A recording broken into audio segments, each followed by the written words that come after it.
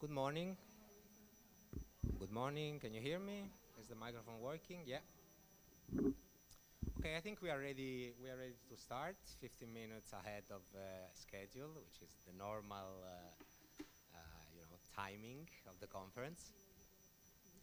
Yeah. Can you hear me? It's better now, right? Okay. Thank you. So good morning, everybody. Welcome to the final conference of the Blue Crowdfunding project. Welcome to the participants that are attending the event here physically today in this venue, in this beautiful venue here in Barcelona, and welcome also to the people that are attending the conference from remote through the live streaming that is available on YouTube of the conference. Today's event, I'm Alessio Lupi from SVEM, Sviluppo Europa Marche, that is the consulting agency of Marche Region. Marche Region is the partner in charge of the organization of the conference and one of the 13 partner organizations that are collaborating for the implementation of the Blue Crowdfunding project. We have organized this event also thanks to the logistical support from Goteo. That I take this chance to thank for the great collaboration and the availability throughout the organization of this final event, in particular to Chiara, that is sitting next to me, that has been really very cooperative throughout the preparation of the event. I will be acting as moderator today, so introducing the different participants of the conference. I also take the chance to thank all the partner organizations that helped us to shape the agenda of the day, thanks to their contribution in terms of ideas and also in terms of people that would be joining us in this panel discussion today. So I take the chance to briefly introduce the agenda of the day that you see in my back, given that the program is very full of content. So I will try not to steal more time to the panelists that will join the conference. Just let me take the chance to recall some key information about the Blue Crowdfunding project. The Blue Crowdfunding project is an initiative funded by the Interreg Med program of the European Commission. It is supported by 13 partner organizations from 9 countries, from Southern Europe, especially most of the partners are from Southern Europe, especially the Mediterranean area, which is the geographical focus of the Interreg Med program. And we've been collaborating with the overall aim of spreading know-how and expertise in relation to crowdfunding, this innovative financial tool, which is the core of our project, especially applied to the blue economy sector, with the overall aim of fostering the know-how of stakeholders working in the blue economy sector, especially in Southern Europe. Given that the know-how and expertise in relation to crowdfunding is much more spread in the northern part of the continent, while in the southern part we are still a bit lagging experience. So this initiative allowed us to raise our experience and the experience of local policymakers and other stakeholders working in the blue economy in our region, in the partner region involved in the project. The project, I recall, started in November 2019 and is ending in this very month of June 2022. But at this day, this event, rather than being a funeral, is actually a celebration of the journey we had together. And we are very happy to have the chance to have physically here all the partner organizations. Since, at least from our side, but I'm sure also the partner will share this feeling, this experience has been exciting and very enriching for us and also for the stakeholders that work with us. We have some testimonials here that will corroborate my statement for sure. So today's event will give us the chance to present and disclose the results of the project, the main results of the project, but also to define some possible follow-up activities that I'm sure will see us as partners still collaborating in the coming months. So this is the main aim of the event. So here, let's go to the agenda. There will be a welcoming message from the Marche region, here represented by Mrs. Laura Gagliardini from the Fisheries and Aquaculture Department that was directly involved in the project activity, followed by a further greeting from SVEM, Sviluppo Europa Marche, here represented by Mrs.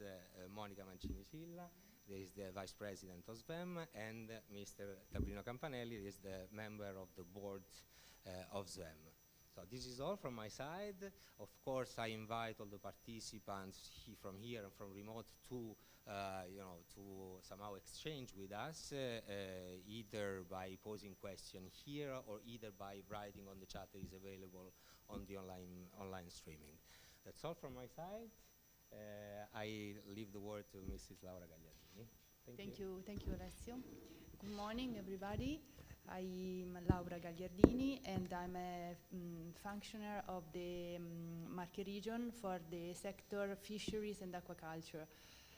I want to thank you, Goteo, to host this meeting in this beautiful place, and our agency SVEM that has more than 20 years of experience in cooperation projects, and it was them who involved our director to participate in this very interested and new project for us, because in my sector, in our sector, we normally participate to Interreg projects that are very technical, very specific for the sector.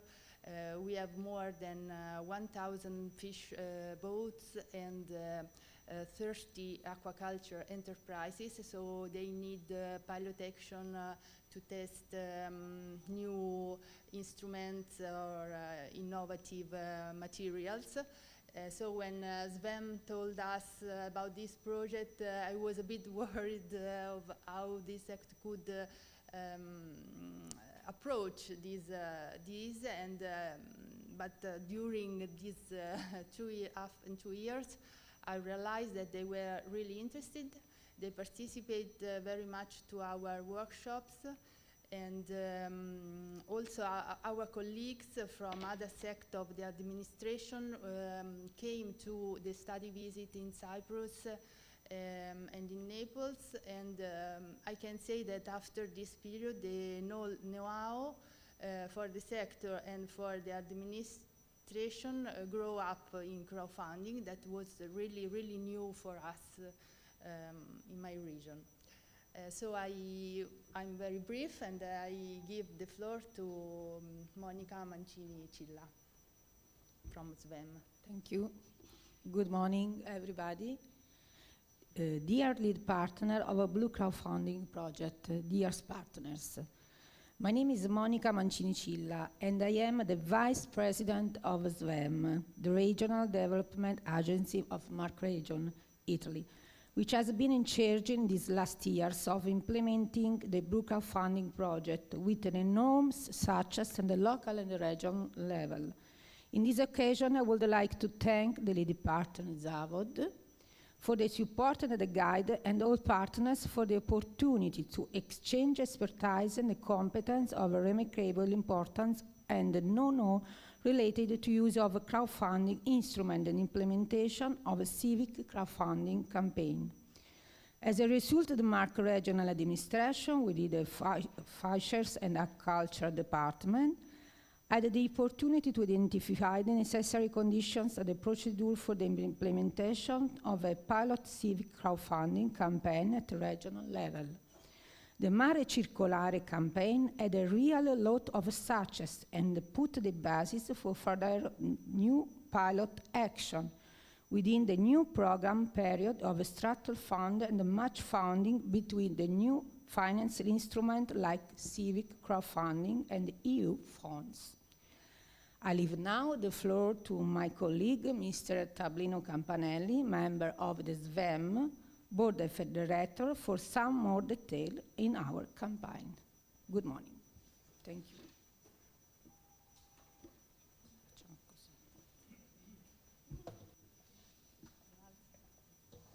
Buongiorno a tutti, giusto un saluto veloce perché penso che sia stato già detto un po' tutto quanto. Intanto un ringraziamento particolare a tutti i partner e a Goteo appunto per l'evento finale per cui siamo stati invitati. So thanks to all the partner organizations, in particular to Goteo, for the support in the organization of this event. Quindi ho il piacere di darvi alcuni dettagli diciamo della campagna che è stata lanciata nel settembre 2021. It is a pleasure for me to give you some details in relation to the campaign that was implemented in Marche region since September 2021. Promossa dal gruppo Garbage. Promoted by Garbage Group, there is a private company based in Marche region.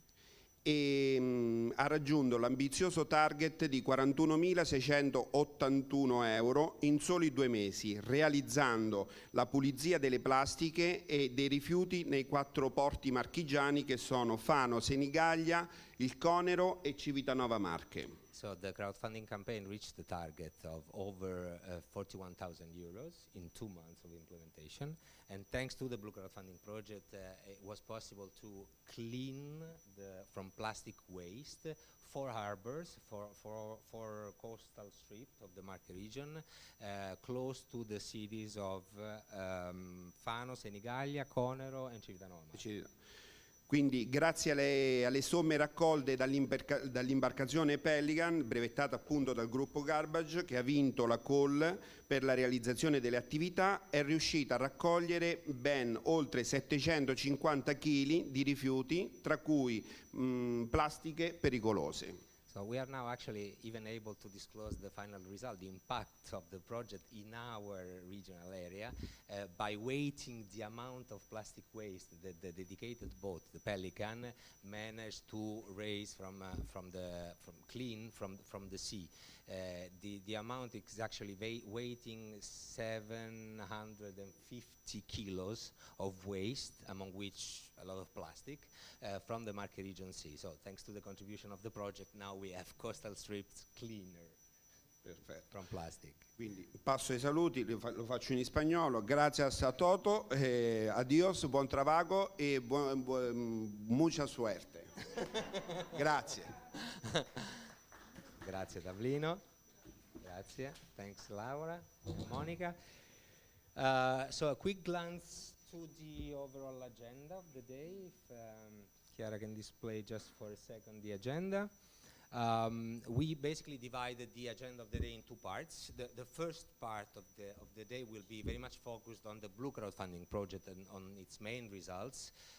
So there will be an introduction from Darko Fergei Zavod, that is the leading organization of the project, that I also personally take the chance to thank for their great coordination. I mean, to have a good coordinating organization, it's already more than half of the project that is ensured, I would say. So Darko will provide an overall insight on the activities, the main results of the Blue Crowdfunding project, of course.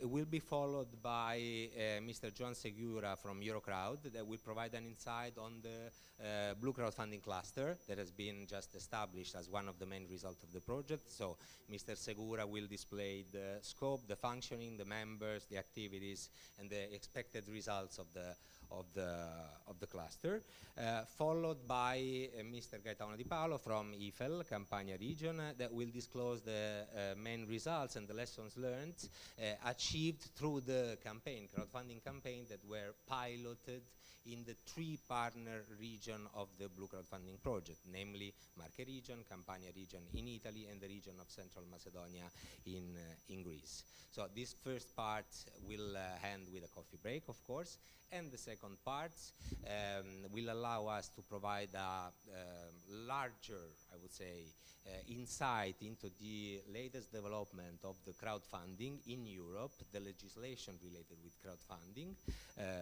and the opportunities related with this rather innovative financial tool. So the first contribution will be from Mr. Vasileios Tsanidis from the European Innovation Council, that I take the chance to thank for having accepted our invitation to the conference. Mr. Tsanidis will focus on the opportunities offered in particular by the European Innovation Council, the institution he is representing for local development, followed by a further contribution from Mr. Oliver Gaggia from Eurocrowd, that will disclose the new developments in the European policies and regulation in relation to crowdfunding that has been recently updated with an important law that has been disclosed just 1 year ago. So Mr. Gaggia will explain what are the updates and what their impact might be in relation to the crowdfunding at local, regional, and international level. Finally, the conclusions will be drawn with the support of Mr. Panagiotis Kinallis, project manager of the Greek FinTech cluster. So he will highlight the main challenges and opportunities in relation to the use of crowdfunding as a financial tool to foster the sustainable development in the Mediterranean region in general, and possibly in synergy with other public funds already available at local or regional level, as for instance the European Structural and Investment Funds. Of course, there are some evidences that have arisen throughout our project, also thanks to the pilot action that we have implemented and to the research that we have been leading throughout the project. So today it will be the chance to disclose the results of our activities. As said, there will be the chance for the audience to interact with our panelists, so feel free to pose questions by raising your hand even during the presentation or at the end of the presentation, or from the people that are attending the conference from remote, just by writing on the chat. We will be checking your question throughout the day. So, to start with the conference, I invite Mr. Darko Vergey here from Izavod, and him. I said Darko will give a presentation of the Blue Crowdfunding project. Okay, thank you very much. And thank you for this high confidence in the lead partner. So, but I would say something else. Basically, the project is as good as it is the sum of all partners together. So, since here we are, I would say, excellent partners, that's why also the project has excellent results. And I'm also quite confident to say that in my almost 20 years of the history of the implementing projects, which has been about 50 projects altogether, I believe that this one is one of the smoothest ones that we have always implemented. And of course, big thanks to Anya, because she was the motor of the project.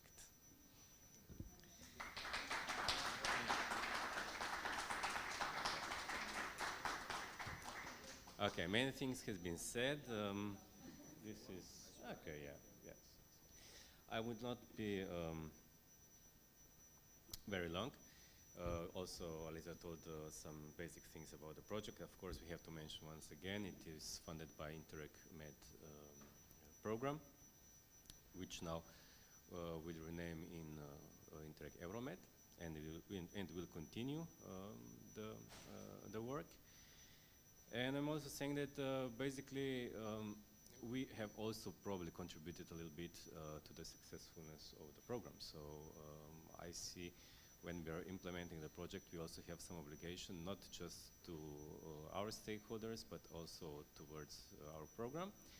And we have been implementing it in such a way. So we knew from the beginning that there will be no extension. That's why we also focused on our activities a little bit more concentrated, and that's why we're also ending the project, I'm saying successfully, within the timeline which was given in the beginning.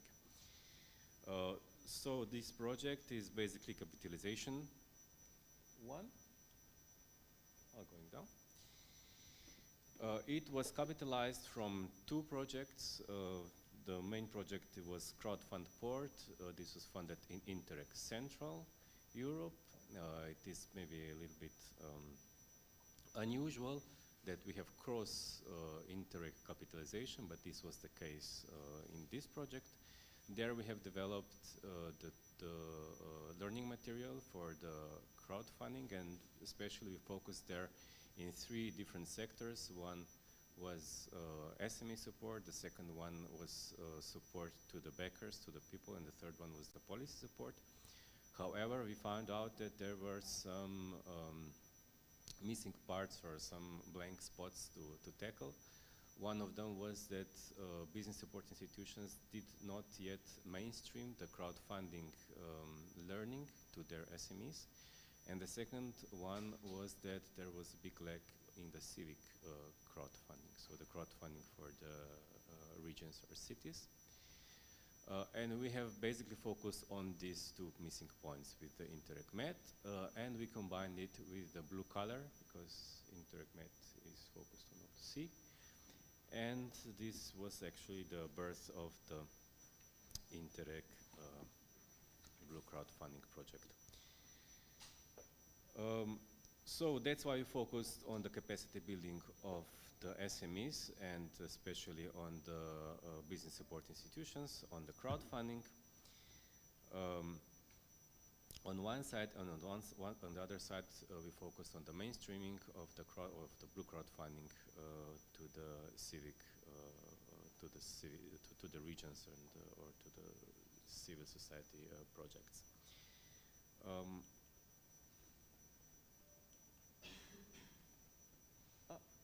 Maybe this was because of the video. If it is possible, we can watch once again the video about the project. If not, I can just continue. I can continue. Yeah. Well, don't worry. Don't worry. We can go on because we have seen it in the previous. Anyhow, within this project, we have implemented quite a lot of activities. There were 16 crowdfunding trainings for SMEs in the different countries, different regions. We had 13 workshops for civic crowdfunding. We also had international online seminar, unfortunately online because of the COVID, about the civic crowdfunding. Then we have several study visits. We have Train the Trainers event or symposium in Cyprus, which was, I think, very successful. The first one after the COVID, where we met ourselves physically. Then we had additional study visits for the feasibility analysis and legal frameworks in Naples. And today we had the final network, final event in Barcelona. After the MatchMade event that was implemented yesterday. We have implemented 14 crowdfunding campaigns. More than half of them were successful. Some of them were focusing on the SMEs. For example, CBIT was one of them. There was they have developed the algae-based serum for the beauty reasons. Then we had a successful crowdfunding campaign where the boat was created, the ecological boat for the tourism. Then there was another project where they focused on the transport section, and we had one project in Slovenia where they made the swimming suit from the fish nets. We are also very proud of the civic crowdfunding campaigns. We have 3 very successful campaigns. The most successful was the one from the Marke region. We have heard about this campaign a little bit before. It was about pollution of the sea, so they have depolluted a bit of the sea. Then we had one very successful campaign in the region of Central Macedonia about wildlife, and campaign in the Campania region about blue bus for the people with some privileges.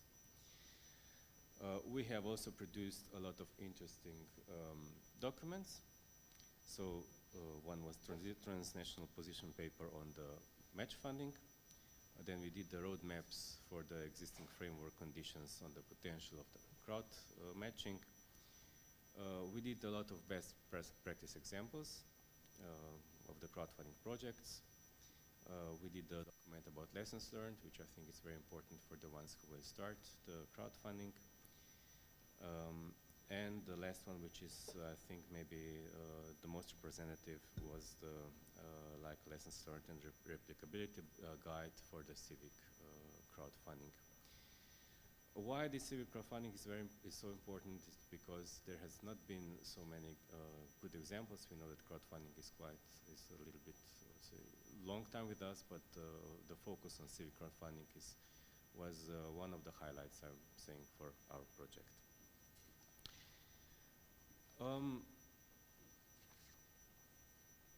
So as we said before, this project could be continuation of some other stories.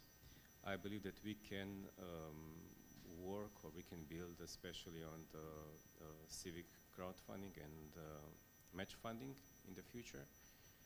We have also applied for the Interreg Europe program with a lot of troubles, but at the end we managed to keep two of our regions as a partners. There was focus very especially on the fund matching of the crowdfunding with European structural funds.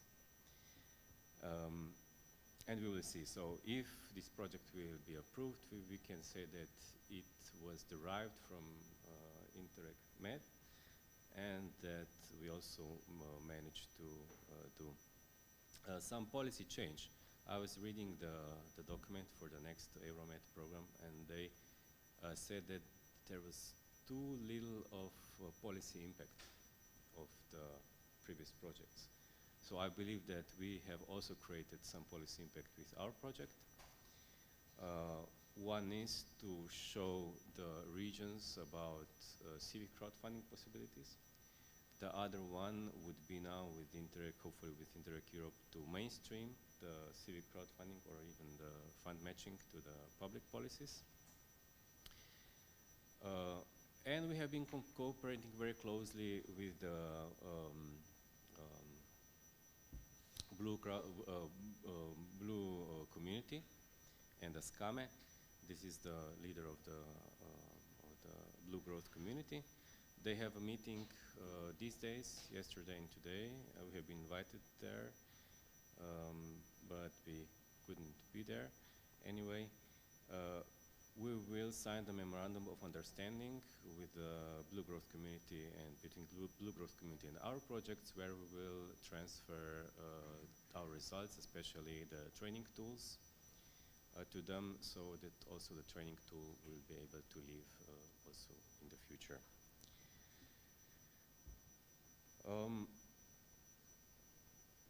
Yeah, so this will be everything from my side, and thank you very much. Thank you. Thank you very much, Darko, for this very clear and complete presentation. So Darko has been already talking about some possible follow-up activities. We will try, of course, to provide this interesting and successful project initiative. For sure, one of the outputs of the project that will support us in keeping the collaboration among the partner organization is the Blue Crowdfunding cluster that has been just established. So in this sense, I kindly invite Mr. Joan Segura from Eurocrowd to this panel. So Mr. Segura will explain what is the aim of the Blue Crowdfunding cluster, what is the status of its activities, basically, and what the results and the expected impact of this structure will be. Joan? Good morning to everyone. Can you hear me good? Okay. First of all, should I press it? Okay. First of all, I would like to say thank you to. Like this is better? Yeah. Okay. First of all, I would like to say thank you to Alessandro and Chiara from Goteo and Regione Marche to organize this final conference. And as Alessandro was saying, I will present one of the main inputs of the project, that is the Blue Crowdfunding cluster. Thanks to the cluster, we want to follow up the activities that we were developing during the 2 years of projects that we are finishing now, very sadly, but we want to. Okay, now. Okay. Thanks. But you could hear me everything, no? Before. Perfect. Sorry. Okay, I already did the introduction of the things that I wanted to explain.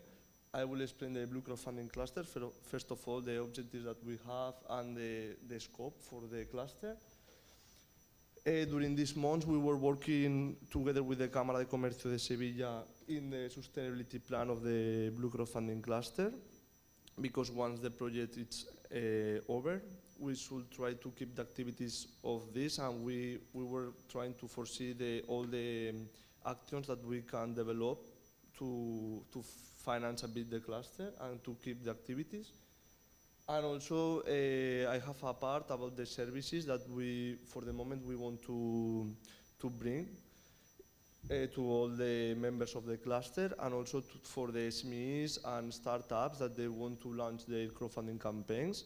And they can come to us, and we can try in every country with the focal points and with the knowledge that we learned during the project. We should be able to help them and to support to launch their campaigns and finance them through crowdfunding. So this is a cool image of the cluster. Okay, what are the main objectives of this cluster? This cluster, the main objectives is to link the needs and the priorities of the stakeholders in the blue economy sector. Also, we want to increase, thanks to this, we want to increase the economic growth in the Mediterranean through the promotion of crowdfunding. This in every partner in every country has to play a key role there, because as I said before, with all the knowledge that we learned during the project, we will be able to help and to support new SMEs that they are looking for funds. And as you know, the private banking is a bit complicated nowadays, and thanks to crowdfunding, it's a powerful tool to innovate in this type of sustainable initiatives, for example. We would like to, as I said, to support the blue economy initiatives and SMEs, and thanks to the cluster, we can bring like an international scope to the project results, and now we were focusing just in the countries of the members, but if the cluster is going good, we will be able to spread this to other countries around the Mediterranean region, or even in the Atlantic region, or in other regions of Europe. Let's think first for us, because if not, it will be too complicated. I'm sorry. Okay, how we want to showcase all the activities that we are doing. First of all, we have the cluster in the European Cluster Collaboration Platform. That this is a platform where not all of them, but all the clusters that they want to have their own site in this platform, they can show all the activities that they are doing, and also they have they organize events to promote the clusters. So thanks to this, we can give some visibility of the cluster, and we can collaborate with other clusters that they are working with the blue economy, because nowadays there are a lot of clusters that maybe not with crowdfunding, but with other economic activities. What more? We will spread all the news of the cluster in the LinkedIn, because we already have it in the project, and I think now we gain a lot of visibility in this web page. So I think it's really important to keep posting there if we do some trainings, if we do some events, or if we have support some initiative. Maybe we can communicate with people from outside the cluster what we are doing. And also, okay. This is the current website that we have. We have this website in the Interreg Med, but as some of you already know, it's very difficult to navigate in this web page. And also, if you are not familiarized with the Interreg project, it's very difficult that you get in. So we were thinking about this together with the Cámara de Comercio de Sevilla, and we are preparing actually a new website that it will be just for the cluster activities, where we will put also all the trainings materials and all the documents that we did during the last years. We will showcase also in the new platform. It will be ready in 1 or 2 weeks. We are working already on it, so you will see before the project ends. What more? The activities that we did, we launched the cluster, as you know, in Cyprus during the Train the Trainers program that we organized, Eurocrowd organized together with the Chamber of Commerce of Cyprus. So since then, what we did during the cluster was like a online training with the Cámara de Comercio de Sevilla, together with Blue Growth, that Darko said it before also. And Regione Campania organized a study visit in Naples. I couldn't have the chance to be there, but most of you were there, where it was 2 days event, where they teach how to use crowdfunding and how to implement match funding initiatives and how to use civic crowdfunding together with the blue economy. It was a workshop in a type of lessons for the stakeholders of the region, so it was quite interesting. Also, we did a study visit in Sevilla, where we had the chance to visit a RES space that is an incubator there, and they showed us 2 cases of projects that they were incubated in the incubator.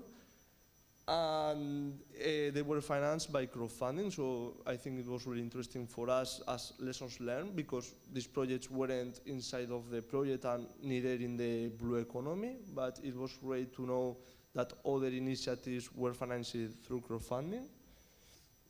And also, taking the chance of being in Sevilla, we went to the Joint Research Center that is based there, and we presented the results of the project, and we present with them. We try to see if in the institutions how they see crowdfunding, and if they foresee that crowdfunding could be a powerful tool in the future to invest also with European structural funds and with European funds, if they can combine thanks to civic crowdfunding and match funding. We also in the project we were doing these activities. So I present together with Javier from the Cámara de Comercio de Sevilla the project, and I presented also the cluster and all the activities that we did during the last years. And here we arrive to the sustainability plan. This is one of the most important things for the cluster, as you already know, because when the project ends, for the moment we will not get more funds from the European institutions. So we need to think about how we want to keep implementing the activities, because now we have 13 members of the project and we already know a lot about crowdfunding. So it will be a pity that we don't keep using this knowledge and we don't collaborate with new initiatives. So we foresee 3 scenarios because it's important for us also to see in which different ways we can implement the activities, and depending on the funds that we can get from the members or from maybe we can get some funds from the European institutions, So we were thinking about this during the last months, and we foresee 3 scenarios where in the minimal scenarios we will not get any funds from the European institutions, so it will be a bit more difficult to implement all the activities. But since we have already a lot of knowledge and we have the training materials and we have a lot of things already developed by the project, we will just use these deliverables and we will do at least 1 training. I couldn't put it there, but it's a new row that we put it during the last weeks. Always we will have at least 1 training per year with Blue Economy initiatives to try to get new companies and to try to help them to invest in the Blue Economy sector. If we don't get any funds, we will always have the management team. It will be from Eurocrowd and with the Cámara de Comercio de Sevilla. We will be in charge of all the activities that we will do in the cluster. But we cannot we will not be able to give legal advice and financial advice to SMEs because we will not have to be realistic, we will not have the right time to do it, and it's not easy to give advice for a company that wants to invest or wants to launch a new initiative. It's quite difficult and you need time in order to do it good. But we also see, like in a medium scenario, it's a better scenario for us, where we will not get also funds from the European institutions, but through the activities that we will do in the cluster, the members of it will support economically. So we will get some funds, and thanks to this, we will be able to help a bit more to the new business. And also we will be able to, instead of doing 1 training, at least we can do 3-4 trainings per year, that it will be better. And also we foresee the highest scenario that this will be where we can have a better impact in the blue sector, where the European Commission will follow up the activities and we will get some funds from them. The partners and the members of the cluster will also support economically the activities.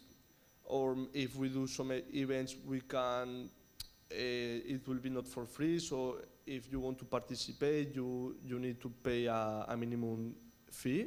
So thanks to this, we can implement more activities inside the cluster. And here in this scenario, we will give, like we were doing in the project, we will do legal advice.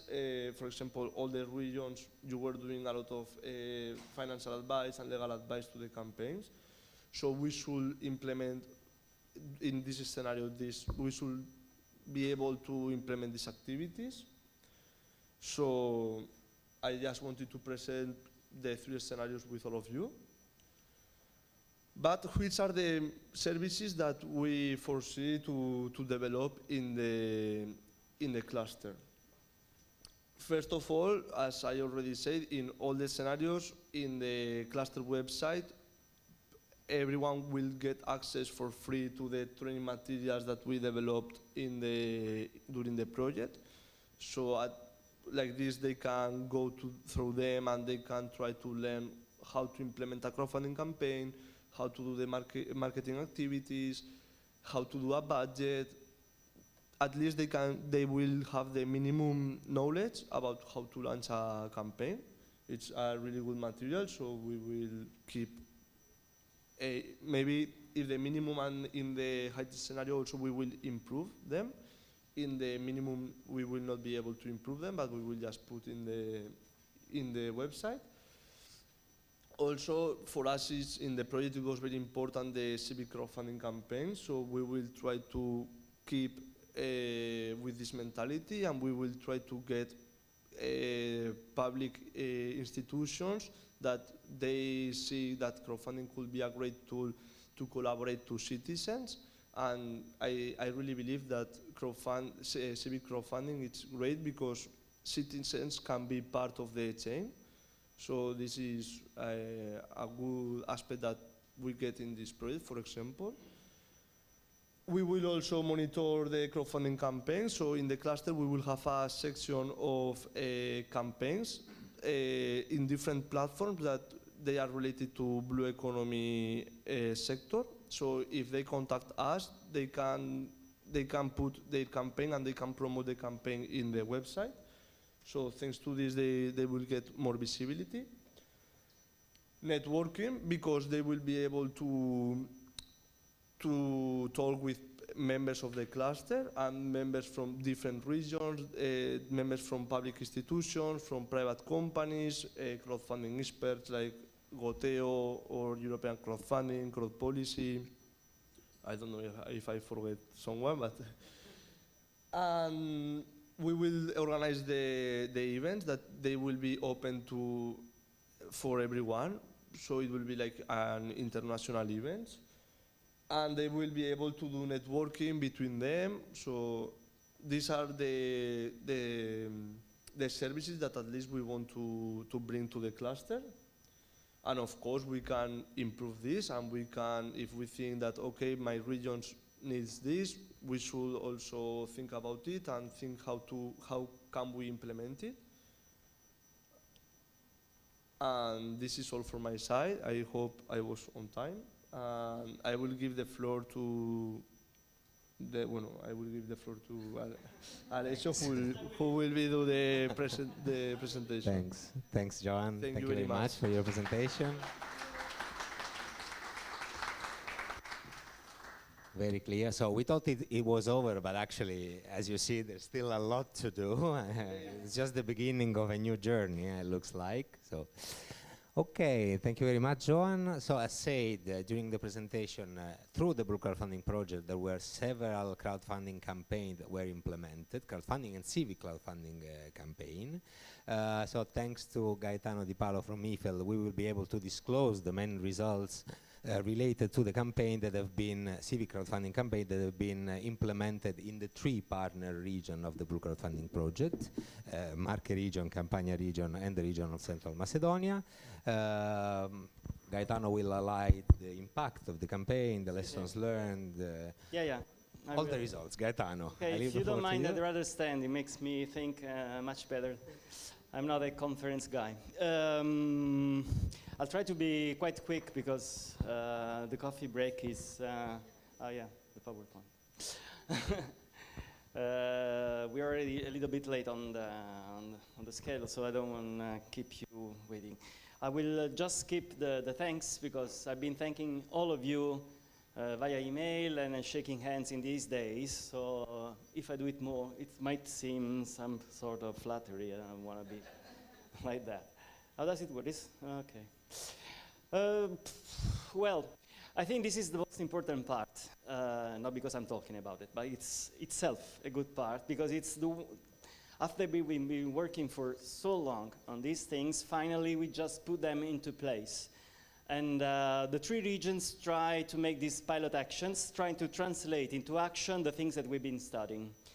Actually, after several months, I don't think we can be an experts, but I think we're getting very close to it.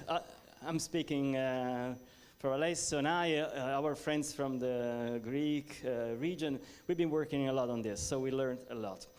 The main outputs of these pilot actions are these 3 documents which are available, and for those who are curious, I will suggest to read through these things because they might be very interesting, and the real lessons learned are contained in these documents. In the end of the day, we just decided to make only 2, one main document, regardless of the bureaucracy and the reports, because they were so linked together.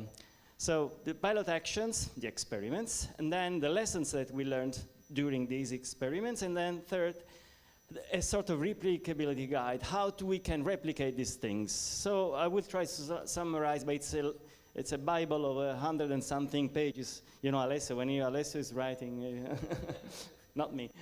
All right, this is what just I said. Okay, these are the 7 pilot actions, okay? We were free to do whatever we wanted in our regions, provided that we had a call to be issued last summer, provided that this call would be gathering projects in civic crowdfunding, which means dealing with a common good or a service to the community. And then we could make only one, or the application form say just at least one. So some of them stick to this, like Alessio is a very lazy guy, so he just made enough to get paid. As usual, we Italians, we like to go further, so we made 4 of them, but we were punished because only one was successful. So Alessio lessons, first lessons I learned from Alessio is just do your do and don't go too much. And the region of Central Macedonia, they made 2 of them. So I will spare you the details. We all did the same procedure, a call, a selection, and then the winners started this sort of journey assisted by the regions. None of the regions put money on it. None of the regions made big involvement or commitment into it in terms of technical or actual real things to do. We left the promoters to do what they wanted to do. We just were there taking care of them, suggesting, advising them so that not to make too many mistakes and waste time and money. I mean our time and money. Then, even as to the topics, let's say by chances, the topics from Marche region and the Central Macedonia were mostly into the ecologic and green and blue thing.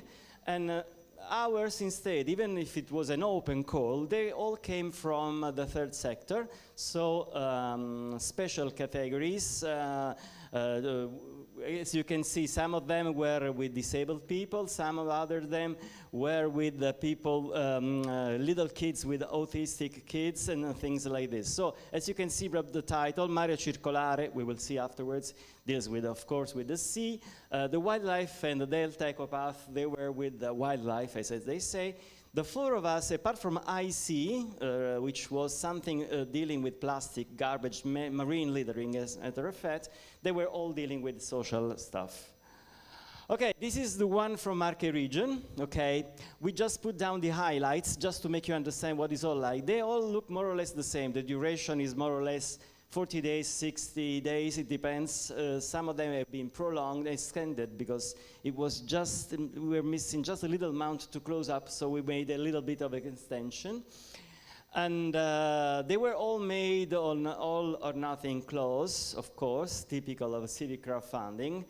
And there were some rewards, and they did an overfunding. There were over 1,600, more than the 40, which was the target, and over 91 donors. The platform was Produzioni dal Basso, which in Italy is quite diffuse insofar as civic crowdfunding is concerned. This is the only winning one from Campania region. It's a blue bus, okay.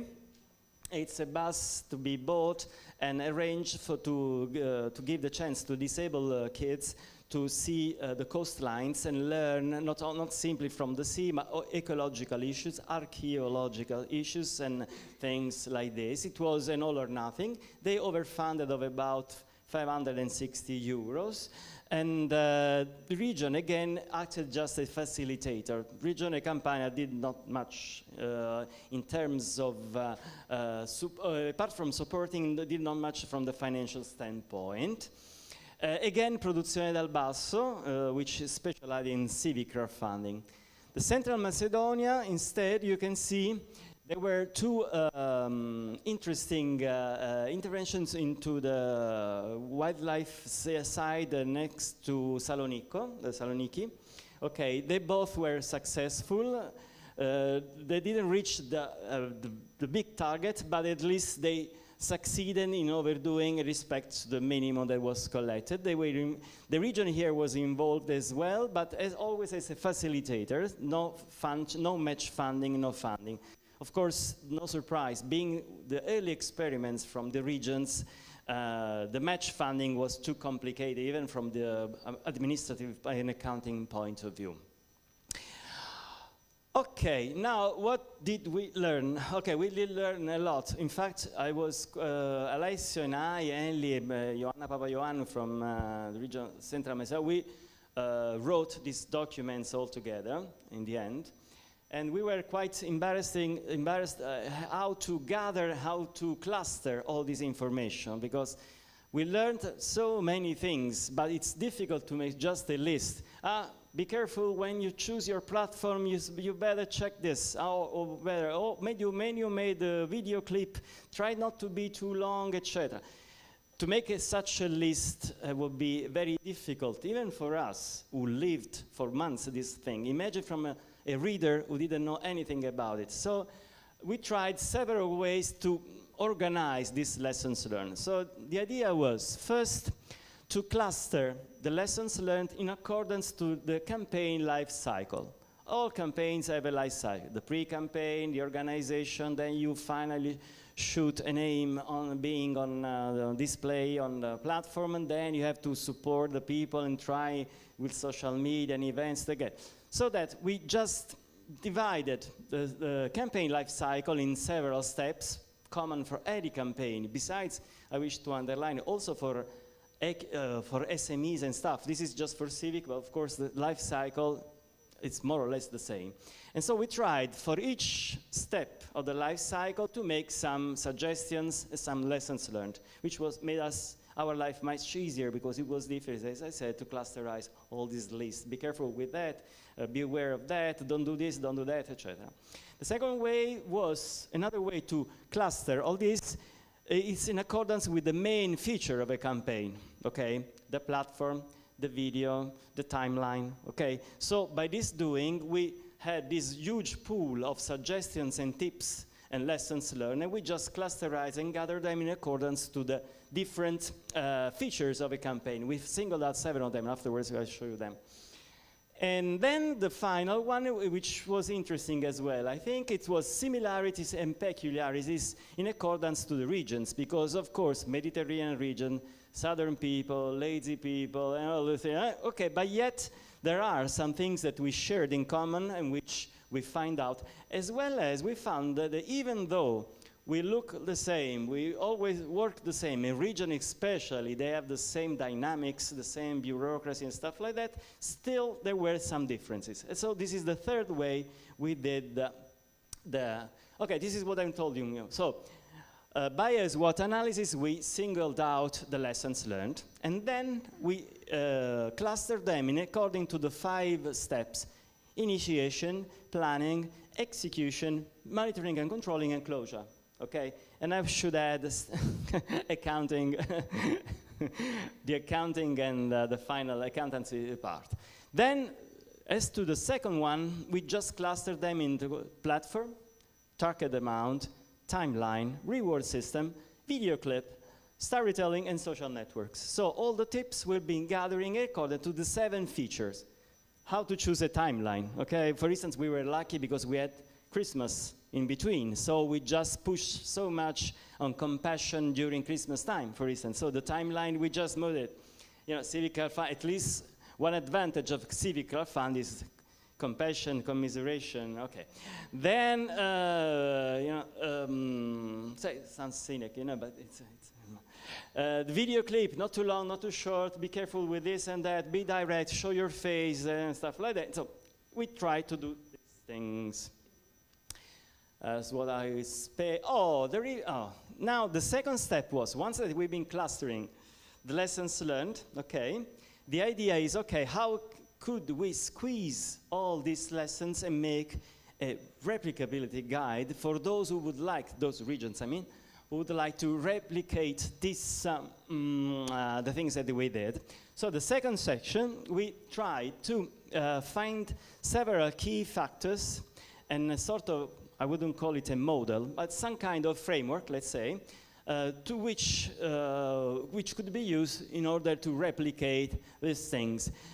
Plus, we tried also to find out the main feature for a sort of favorable environment in any region to see if it is possible to implement this. So even before applying the replicability guide, just check if you're ready. So it's sort of readiness analysis from the environmental point of view. I mean, bureaucracy, legal, and stuff like that. And then you can try to replicate the thing. Okay, for instance, this is one of the extracts of the replicability guide. The lessons learned are so many, I wouldn't know where to start with. So I just would be shooting tips everywhere, so do's and don'ts. But this one looks more organized. So plan the activities in detail, the importance of a solid preparation phase. This is Alessio engraved in the marble, bro. This is Alessio, 100%. Combine online platforms with more traditional forms of donation. Of course, this is one of the main lessons learned. I can linger on this just a few seconds. Social media, Facebook, blah, blah, blah, all this kind of stuff, they don't really work alone, or sometimes they don't really work at all. So by our experience, most of the donation came through roadshows, events, meeting people, shaking hands. Some of them, we were gathering the money, cash, in a sort of saving banks, and then going, using our own credit card and putting the money on the platform. Our own, I mean the promoters, meaning that social media do not rely too much on social media, stuff like that, especially on civic, especially if you want to involve old people, people from very small villages, and people who are not so conversant in IT and stuff like that. Involve opinion leaders, of course, influencers in the good sense of the term, of course, not people making money for nothing, I don't know, on the net. Provide training and spreading of crowdfunding and awareness. We did a lot of training. The pre-campaign phase was very long, and it was because we've been teaching the promoters how to do the crowdfunding, because they were the promoters, they were supposed to work on the crowdfunding campaign. So, and this is not just for the team, the promoting team, but also for the environment. Otherwise, the people are not ready. Don't go online unless you already have built a community of people who know what you're talking about. You don't go online and afterwards you try to explain what's going on, because the 40 days go like a blink. Okay? What else? Build up a right campaign by involving those who are already operating with the crowdfunding marketing. For which you don't do it yourself, don't do it at home. You need people who know this, what they're doing, and professionals. It's a job. It's not something that you can improvise, unless you want to gather just enough to make grandma present. Insert the initiative within a broader and longer-term strategies. This will be especially for regions, of course.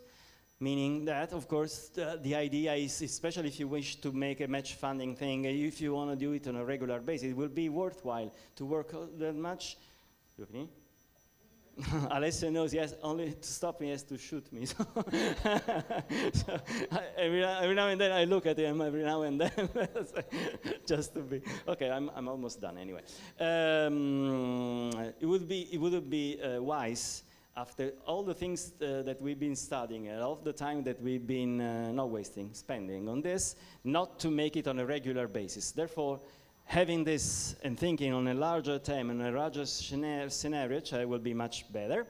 Create an help desk video tutorials and guidelines. Of course, the documents will be available, of course, for the policymakers. We will make, of course, them in Italian, so that the policymakers will have no alibi not to read them. And we hope they will use these documents as guidelines for true.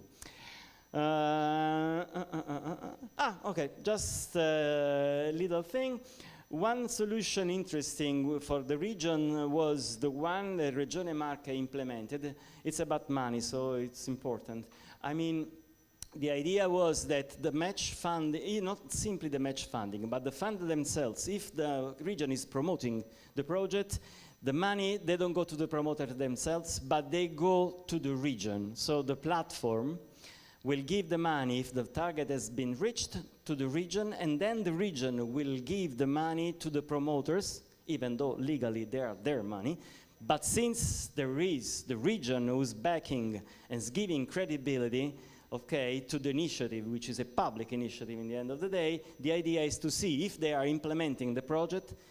The region is going to give them the money, okay, in installments by showing that actually the things have been doing. For instance, the guys from the Pelican who were gathering the plastic from the sea, if the boat is still on port, it doesn't go to gather the plastic, Region Marche is not going to give them the money, even though those money legally are from them. So, but it's part of the agreement of the call, which is very important to implement. And this is it. Of course, I've been showing off, but this is the job, my job, Alessio, Ellie, and Joanna Papa Joanna. I just like to make the jolly here. Okay. Okay, Gaetano, thank you very much. Big clap to Gaetano. I think you said everything, absolutely, so nothing to be added to the brilliant presentation from Gaetano. So now I think it's time to break, to have a coffee in order to digest all the information that we've been issuing. So 20 minutes break, and then we will be back here with the second part of the conference. Yeah, okay, the coffee is upstairs, technical information to the terrace, like yesterday.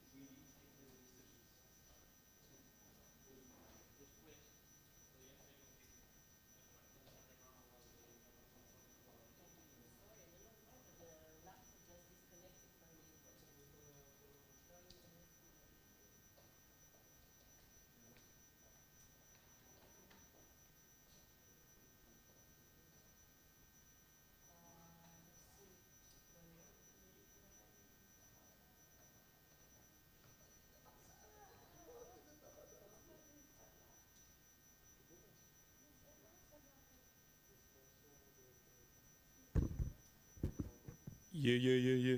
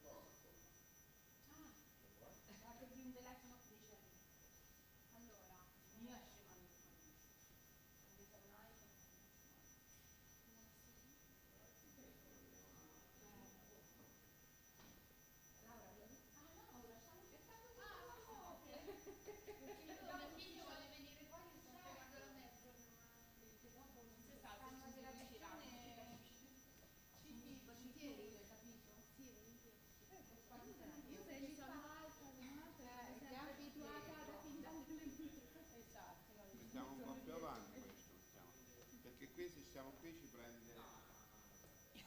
Cioè, noi... Fammi capire.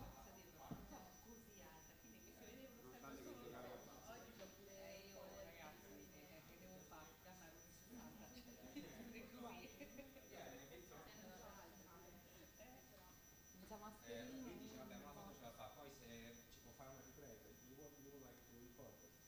No, no, before the picture.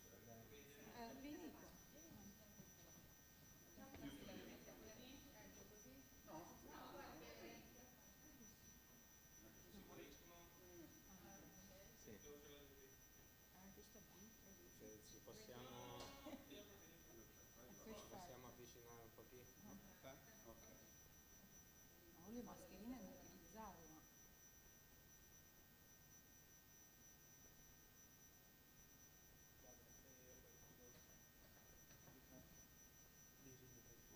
Ah, ok. Oh. Okay, I'm moving a little bit, yeah, just here, okay.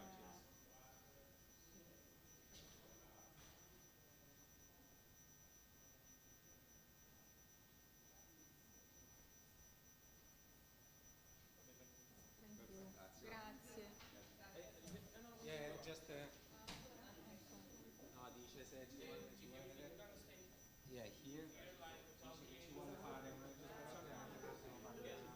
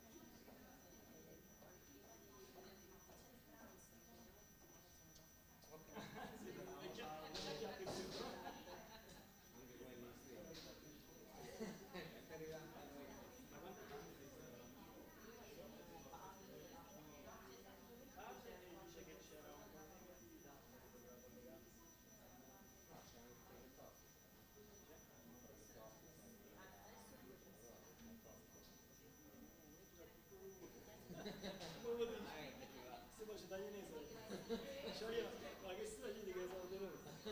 Scrittore dei buffugini. Cominciamo con disimpegno. Che stiamo facendo?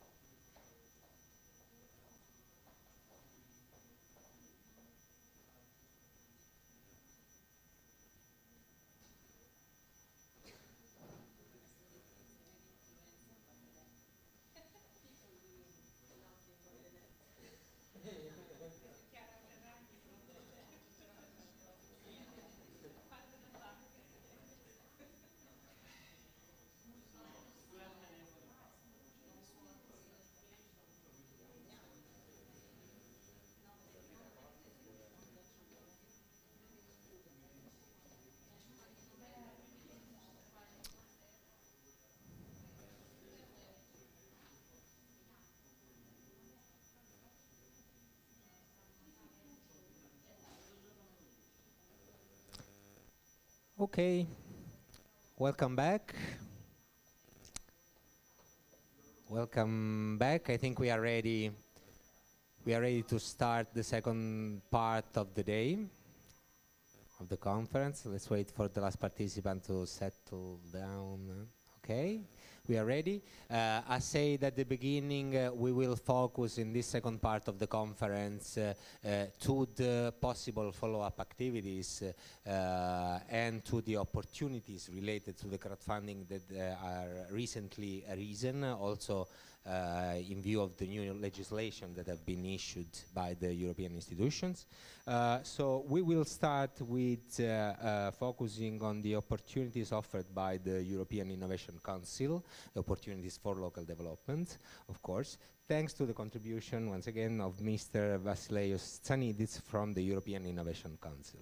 Vasilis. Hello. Actually, I will follow the legacy of my friend Gaetano, and I will deliver my presentation standing. Yeah, I'm not as good in the show as Gaetano. Nobody is. Nobody is. Nobody is. Yes. Competition is hard, Gaetano, but I will do my best. If you want the remote yeah. control for the slides. Actually, for those that they don't know me, I used to work in this project. I started to be the project officer on behalf of the region of Central Macedonia. Then in the meantime, I moved to the, I said I'm not as experienced as Gaetano. In the meantime, I moved to the European Innovation Council, and now I will try to do a presentation of my new work of the European Innovation Council, but in conjunction, in relation to the scope of the Blue Crowdfunding project, highlighting the possibilities of potential synergies. First of all, I would like to thank Alessio and Chiara for inviting me in this event. Also, I would like to thank my region of Southern Macedonia, that proposed also this presentation in this very important event. And with no further ado, I will continue my presentation. So, yeah, Gaetano, I'm not as experienced as you. I said The yeah. basis. The Okay. basis. This one. Eva. Ecco qua. Okay. Yes. Okay, what is the European Innovation Council? The European Innovation Council is a flagship initiative of the European Union in the context of the Horizon Europe program. It's an ambitious program that has a budget of 10 billion euros. I repeat, 10 billion euros for the period until 2027. And the purpose, the main goal of this ambitious program is to develop and scale up breakthrough technologies and disruptive innovations in Europe. In a nutshell, we would like to create a Silicon Valley in Europe, however, not located in one single member state, but spread all over Europe. We would like to create mini Silicon valleys across Europe using this 10 billion program. So it's a unique in the world combined research program and also fostering innovation. Yeah, this is not so important. The European Innovation Council program that, as said, is financed through the Horizon Europe main program, actually is structured around 3 different pillars. The Pathfinder pillar is for emerging technologies that actually are at the beginning of their development. So we are, it funds early stage research on breakthrough technologies and gives grants to consortia up to 3 and 4 million euros. So we are talking about money here. The second pillar of this program is transition. We are talking more mature technologies, so technology maturation from proof of concept to validation. So R&D that it is closer to the market compared to Pathfinder. And there the grants are up to 2.4 million euros, and here there is the grants are given to consortia as well as single entities. And last but not least, accelerator for individual SMEs. Here we don't have consortia, only individual SMEs, and the idea is to help these technologies to go to market, to find their way to the market, to be commercialized for the we have blended finance grants up to 2 million euros for these individual SMEs. So this is the main structure of the European Innovation Council. There are cut-off dates every year, inviting consortia and single entities, as is indicated here per pillar, to submit proposals and receive funding to enter the European Innovation Council family. So some figures. In 2020, this program is very new. As said, it's financed through Horizon Europe. And so we have some figures from the year 2021. You see that it is a very competitive program in Pathfinder, early stage development, early stage R&D. We have received 868 proposals only from 29 countries. Only 56 projects were chosen. So you understand that it is a very competitive program. Nevertheless, the aim is to fund the top innovators in Europe. As said, we have to have it in the back of our heads that the purpose of this program is to create a European Silicon Valley, but across the different member states. The transition, more mature technologies, second pillar, 292 proposals submitted. Only 29 projects were chosen from open call, so there are 2 different types of calls, an open call for every type of innovation, and some calls for specific challenges, 13 only projects for medical challenges and energy challenges. And EIC Accelerator, here we are talking about ready to market innovations. And you can see that 5,000 applications were submitted. Only 164 companies were selected for funding, so the rate is very low. But again, we are talking about the top innovators in Europe. And you see that there is a spread from some member states. There are applications for every member state, but not all of them made companies made to the selection. All these are statistics from the call of 2021. European Innovation Council inherited the legacy from a previous program of Horizon 2020 that was called SMEs Instrument. All these, I don't know if you are familiar with this program, the companies and the consortia from these calls, along with the companies and the consortia of the European Innovation, of the SMEs Instrument, create the European Innovation Council community. We are talking about already 6,000 companies across Europe, covering also member states that are not represented here, that actually take part in this community, and they are receiving support from us. So we are talking about 6,000 top innovators across Europe. This is a general slide about what is holding back European innovation, and I will point only the final remark about the need, the innovation ecosystem, and the need to include all regions and talents. That's it is really important in the goal to make Europe, to boost innovation in Europe. These are the three pillars of the European Innovation Council, and here you can see the business acceleration services.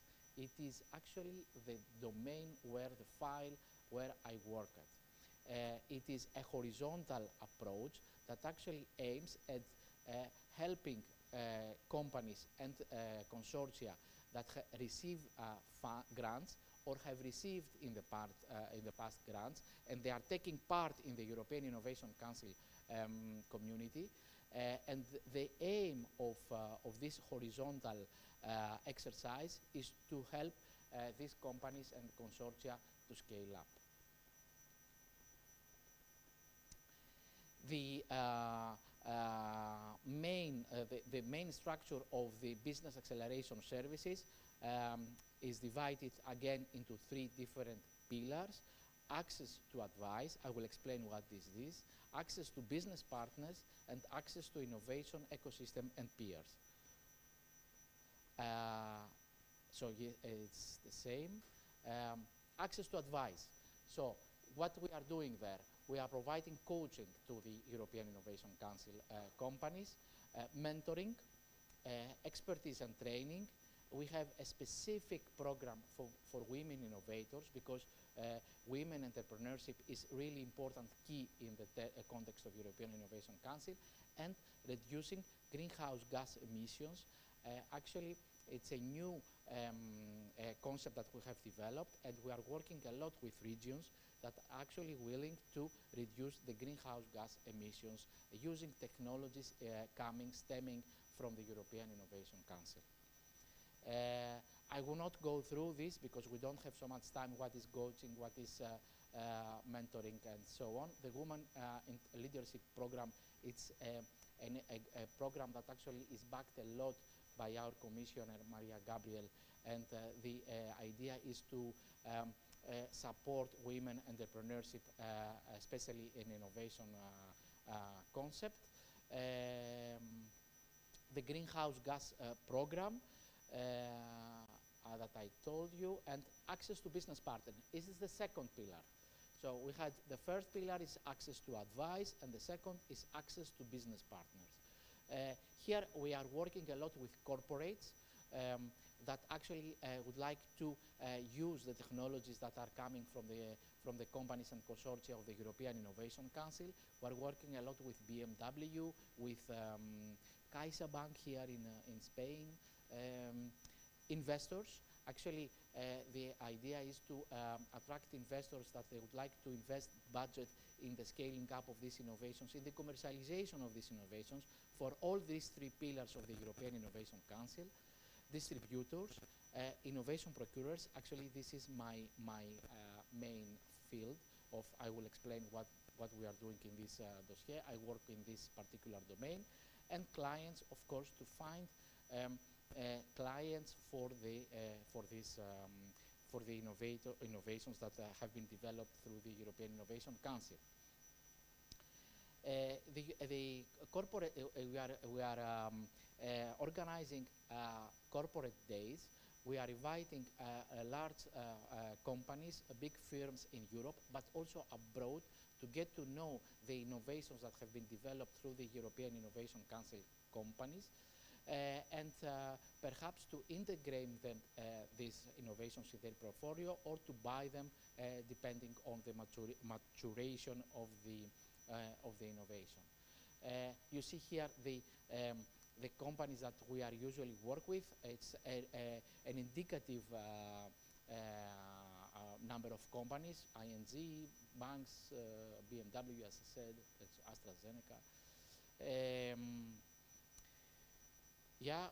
I said about the corporate days. These are testimonies from the companies that have worked with us, and they have used the innovations that have been developed by the European Innovation Council companies. Innovation procurement, the file that I'm working with. What is innovation procurement? Innovation procurement is procurement, the public sector or the private sector buying innovation to tackle its needs. So imagine a region to have a specific need, and instead of buying of the self, to buy an innovative solution to tackle this need.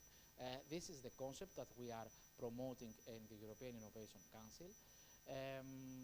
Actually, this is win-win for both the buyers, the procurers, and the innovators. The buyers, because they are buying innovative solutions to tackle challenges, and helping thus the modernization of the delivered public services, and for the innovators, because they are find clients for their innovative solutions. Actually, we are working with regions, with central governments, with cities, with hospitals, in the public sector that wish to buy innovative solutions. How do we work up to now? Our aim is to scale up, to create more opportunities for the buyers and for the innovators. Is to actually, for the time being, we are publishing challenges, public challenges, on the EIC community. We have a community of innovators, as I said, a platform, a unique platform, and we are inviting EIC, European Innovation Council innovators, to work with the public buyers in order to develop innovative solutions for specific challenges indicated by the buyers. This is how the European Innovation Council Challenge platform looks like. Actually, you have also the link over there where you can see the platform and how this platform looks like. We have been organizing a lot of matchmaking events between buyers and innovative and innovators, showcasing the innovative solutions to the buyers and inviting the buyers to buy these innovative solutions for their challenges. Up to now, it started only last year. We have organized 6 events, and we have achieved the 57 business contracts through this matchmaking events. These are some testimonials from both the buyers and the companies that have been participating in these events. Soon we will have a call that we will invite public buyers and private buyers, but mainly public buyers, to use some budget in order to be able to buy innovative solutions instead of the self. For example, we will give 10,000 euros to buyers to do a needs assessment, 10,000 euros to each buyer, separate single buyers, to do market consultations, to create, to have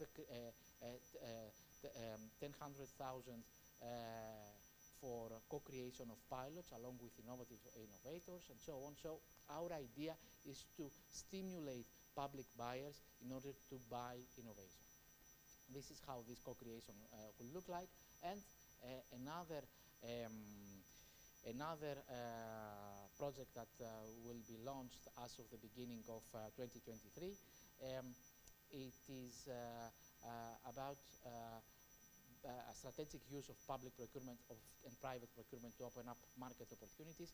Our aim is to create a community of public and private buyers that are interested in the innovations of the European Innovation Council beneficiaries, and also to offer support to public buyers to do innovation, to innovators to submit tenders to public procurers, and actually we will also go global, we'll go beyond Europe, and our aim is to open procurement markets at international level. This is the third pillar of our support, is access to innovation ecosystem and peers. You can see that we are working with a lot of stakeholders across Europe in order to be able to mainstream the support that we offer at European Innovation Council. Some interesting links for you to, if you would like to learn more about European Innovation Council. How does this presentation link with what the Blue Crowdfunding is doing? I have heard the presentation of the cluster, and the cluster, actually one of the main goals of the cluster is to offer support also to entrepreneurs at local level through crowdfunding, focused on business crowdfunding. What do you notice in the presentation that I have shown you? Is that crowdfunding is not yet main part of the main business of the European Innovation Council. And it is really important that all what we are doing at European level to be also supported bottom up. And crowdfunding offers this opportunity. That's why what I'm perhaps an idea for you to explore, especially in the context of the business crowdfunding, is to work with the innovators. There are innovators. If you go to the platform, you will see that there are beneficiaries, innovators. We are talking about top-notch innovators from all over Europe, even from your region. Almost every region has one or two innovators that are part of the EIC community. So it is really important also to have a look on these innovators and work with them, or even other innovators in your region, in order to be able to develop services for supporting the commercialization, the R&D, depending on the maturity of the innovation, and try to also incorporate innovation in your work. Let's not forget that Blue Crowdfunding has an element of innovation too, because if I'm not wrong, correct me if I'm wrong, Blue Crowdfunding focuses also on innovation in the blue economy, and this is an important element that the cluster should have a look on. That's all from my part. Thank you very much. Thank you, Vasilis. Thank you for your very clear presentation, interesting presentation. Thanks also for the suggestions on how to link the activities and the results of our project. We'll definitely have a further look into the opportunities offered by the European Innovation Council. Thank you once again. As said before, there have been recent, very important developments on the European legislation related to crowdfunding, thanks to a new regulation that have been recently issued by the European institutions. So we will be able to disclose the main aspects, the latest development on this legislation, thanks to the contribution of Mr. Oliver Gaggia from Eurocrowd, that I kindly invite here. Let's give a clap to Oliver to encourage his.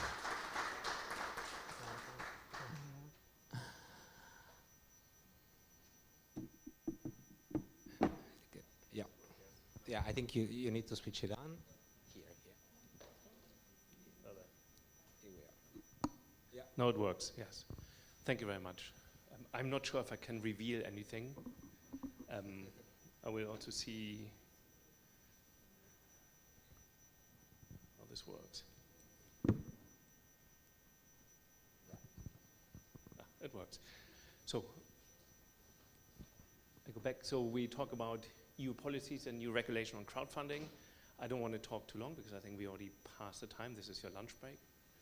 So, my name is Oliver Geider. I'm from the European Crowdfunding Network. We are a member of the Blue Crowdfunding Consortium, but we've also worked very hard to get this regulation, and we hope to see in the European Innovation Council, of course, on the slides of innovation ecosystem crowdfunding at some point.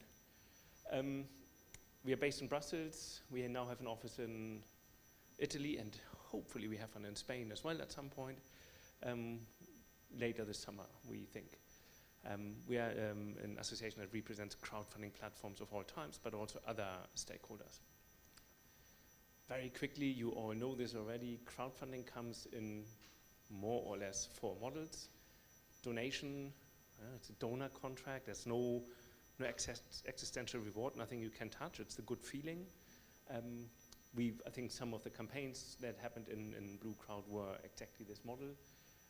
This doesn't need any specific rules or regulation. There's national laws in place that will guide this, and everybody who offers this, like Guteo, would adhere to these, look at payment services and so on, so to work within the framework that is given.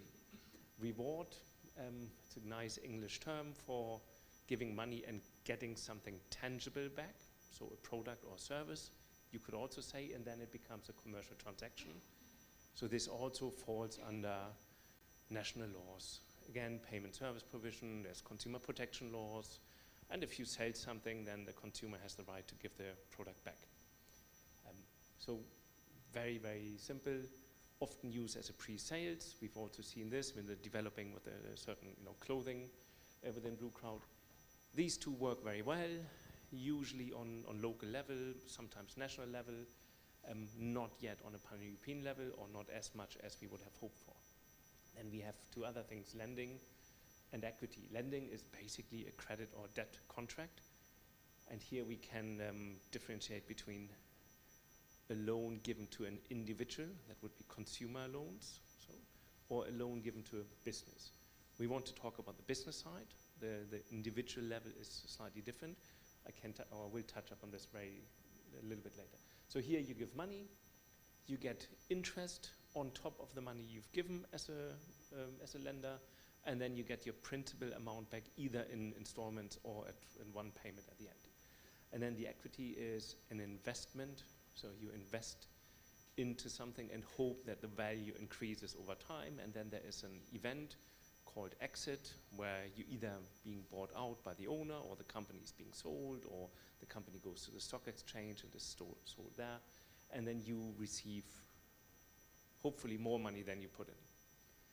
So these are the 4 types of crowdfunding. And also not new, where crowdfunding really has been working well and has shown significant impact, is on this left-hand corner, where ideas are being created and the first money is being sought. Often, usually, this money comes from your friends, your neighbors, and your family.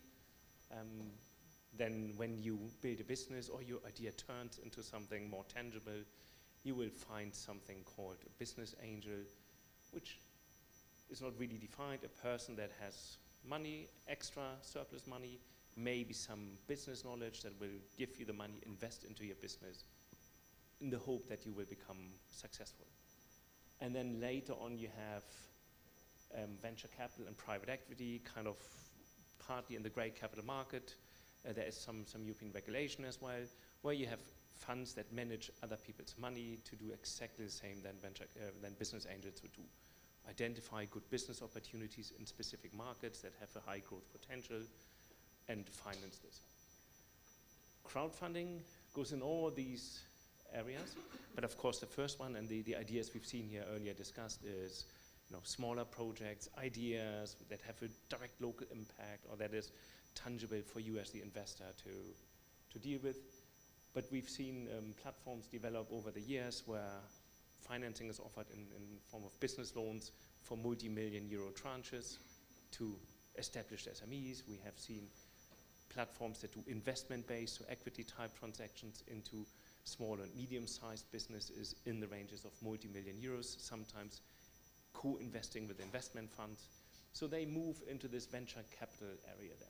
What makes crowdfunding different is, of course, that the motivation of the investors is a different one, as we've seen with the cases that were shown here earlier. So it has a local impact, it concerns me, and when I invest into a business, sure, I would like to see that this is successful, but potentially I don't necessarily have the business acumen or the knowledge about specific markets, so I invest in things that I feel relate to me. Yeah, very successful crowdfunding campaigns were a brewery in UK. Well, I guess there's a lot of people that like beer, so it's easier to sell than maybe some technical detail for a machine that needs to be produced somewhere else. But also that exists. So we see all types of things, but the motivation has this emotional attachment to it, which we lose when we go to venture capital and private equity, where it's far more about financial returns, and therefore the pre-selection of where you invest in is already linked to specific sectors, because if the market is growing, a bad investment will still grow with the market, and you will potentially get some returns. Whereas crowdfunding, you may invest in something that actually isn't in a growing market, but you feel strongly for it, so your returns might be low. So what has happened with regard to lending and equity that you mentioned is worthwhile talking about?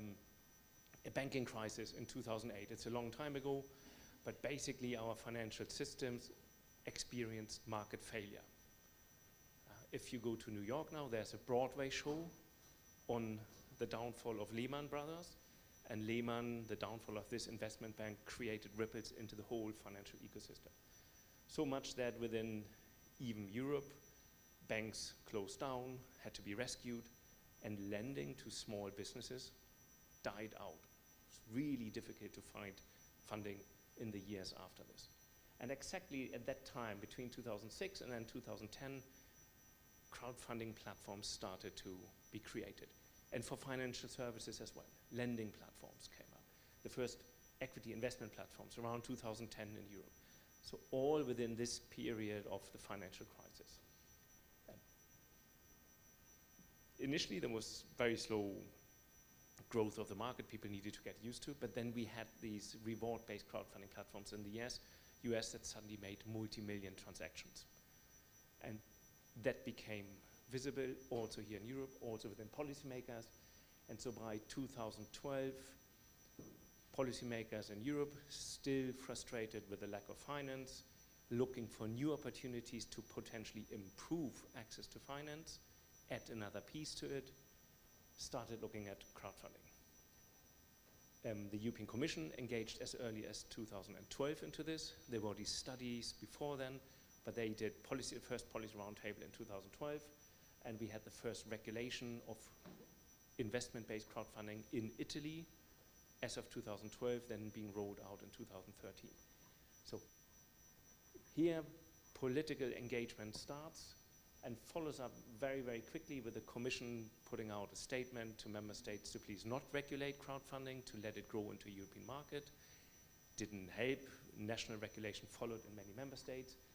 It led to the European Commission create a working group around crowdfunding, invite experts in order to understand what the possibilities of the markets were. All this together, national regulation, slow growth, a lot of skepticism on a financial instrument where individuals make decisions on which business should be financed, led to the Commission decide by 2014 that the market isn't big enough and doesn't warrant a European approach.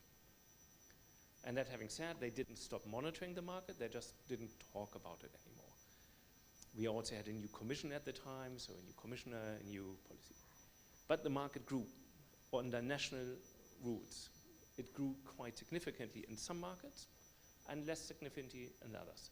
But we could see that in some markets, policymakers on national level created tax incentives which stimulated the market. So we continued to talk to the Commission, which was very, very interested all the time to see what happens. And by 2017, when the Commission was putting forward the FinTech Action Plan, there was enough traction in the crowdfunding market to showcase, we did a study for the Commission, that the restriction in national markets, the fragmentations of legal aspects, hindered the growth of platforms. We had the first platforms that basically had reached the limit of their market. In small EU member states, that's very easily done. Yeah? In bigger, it's not as easily done, but even there we saw platforms that were ready to go beyond and enter into the next market. And this was incredibly difficult. Two of our members ran a campaign from the Netherlands into France. They did it, and they said, we did it once, we never do it again. It's too cost effective, not cost effective. It takes a lot of time, and it's just not worth it. But also other platforms that expanded had to open up a new business, a new license in every country, new discussions with regulators. So very, very time intensive, cost intensive. Took about a year to set up a new subsidiary. The Commission took this into account, and with the FinTech Action Plan published in early 2018, and as I think already on the next slide, a proposal for regulation. They did an impact assessment on the market, and they identified that indeed, if this is a market that is supposed to grow, it needs to be regulated on a European level. So platforms should be able to be licensed in Spain, but have investors from all over Europe and also finance business from all over Europe. They wrote this proposal under these expectations that this would be an additional law on top of national regulation. So if you would be a Spanish business and run a crowdfunding platform, you could stay where you are under your existing rules and continue to operate financing business in Catalonia. Or you could say, no, the French border is so close and I like Italy, I want to expand into these markets. Then you would go for this new law. The Parliament, as in all these discussions when it's about new policy, had to write a counter proposal, as had to do the Council. And they picked, of course, different points of views on certain aspects, which then later on changed the whole proposal. The Parliament basically argued that these additional regulation on top of national regulation would be too complicated for citizens to deal with. Then you have two different regulations and you don't know who's who, and so they said in sense of consumer protection it should be one law. And the Council basically said it's too much for our regulators if they have to deal with this little market but different regulatory approaches. So they said let's just use this proposal and apply it harmonized to everyone.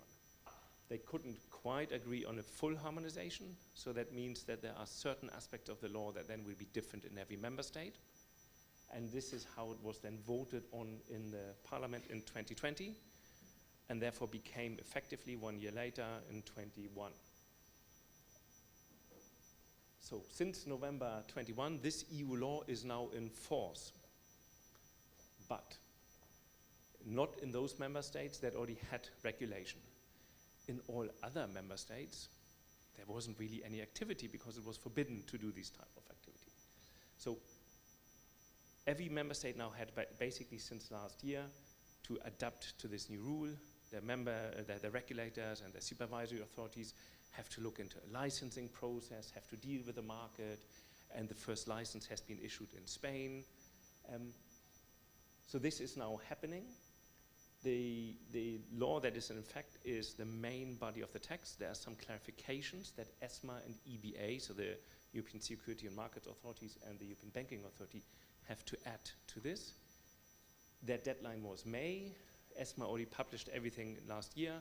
EBA published this now.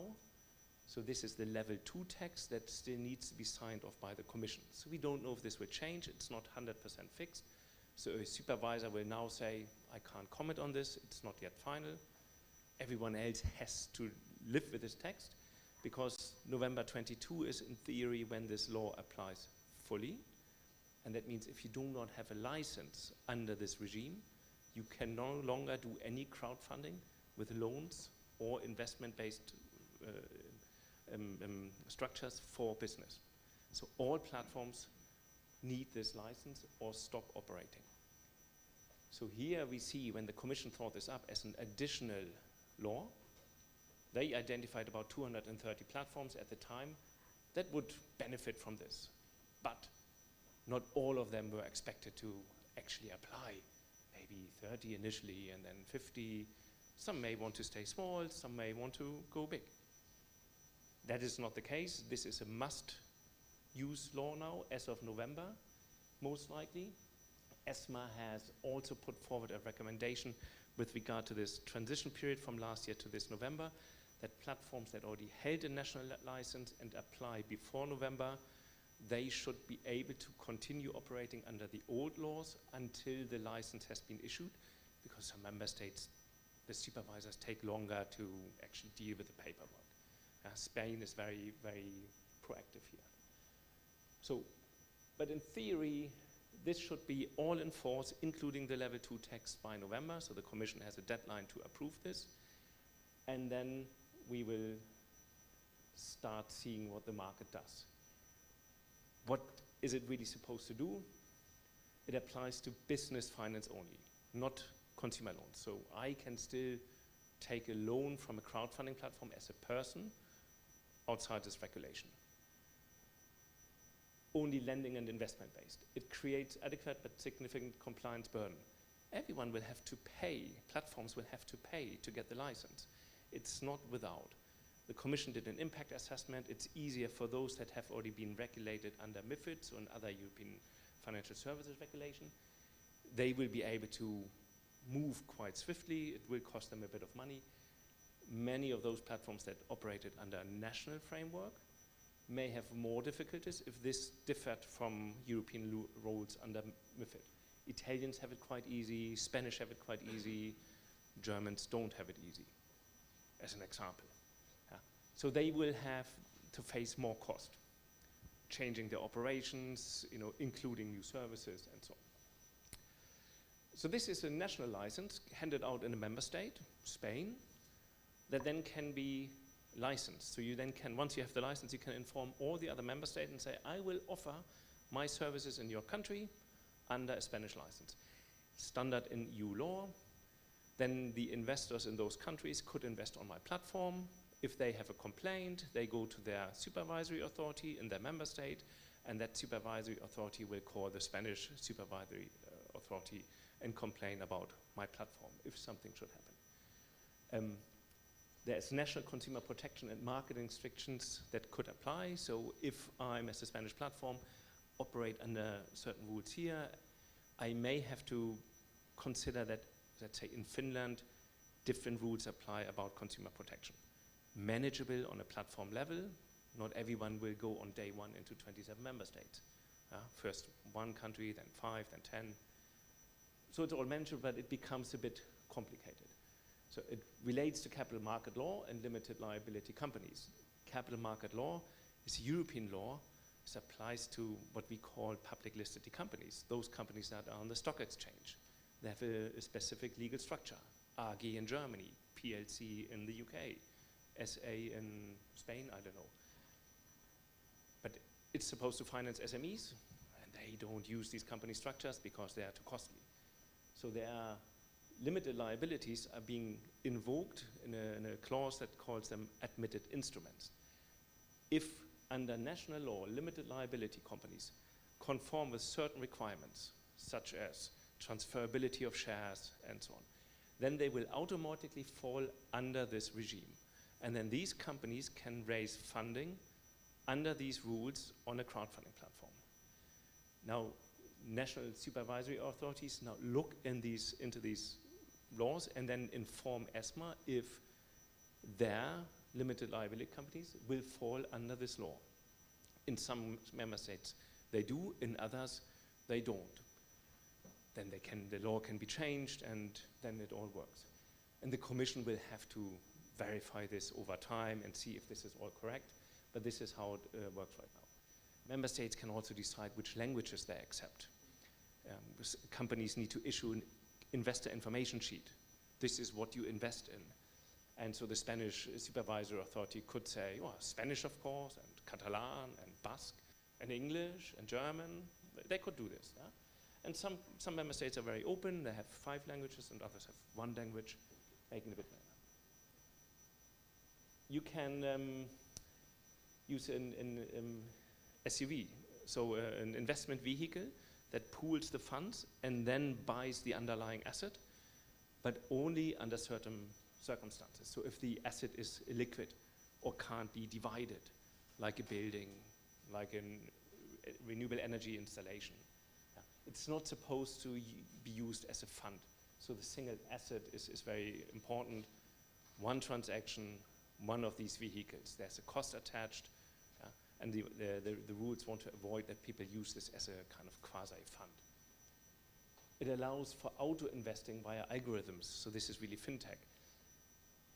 Lending platforms, if they are big enough and have enough traction in the market and offer enough transactions, may want to say, look, if you want to invest here, rather than ticking 100 euros for this company and 100 euros for this company and 500 for this company, when you want to invest, say, 3,000 euros, you just can tick a risk range that we pre-calculate and explain to you, and we will allocate your money across a portfolio of X number of companies.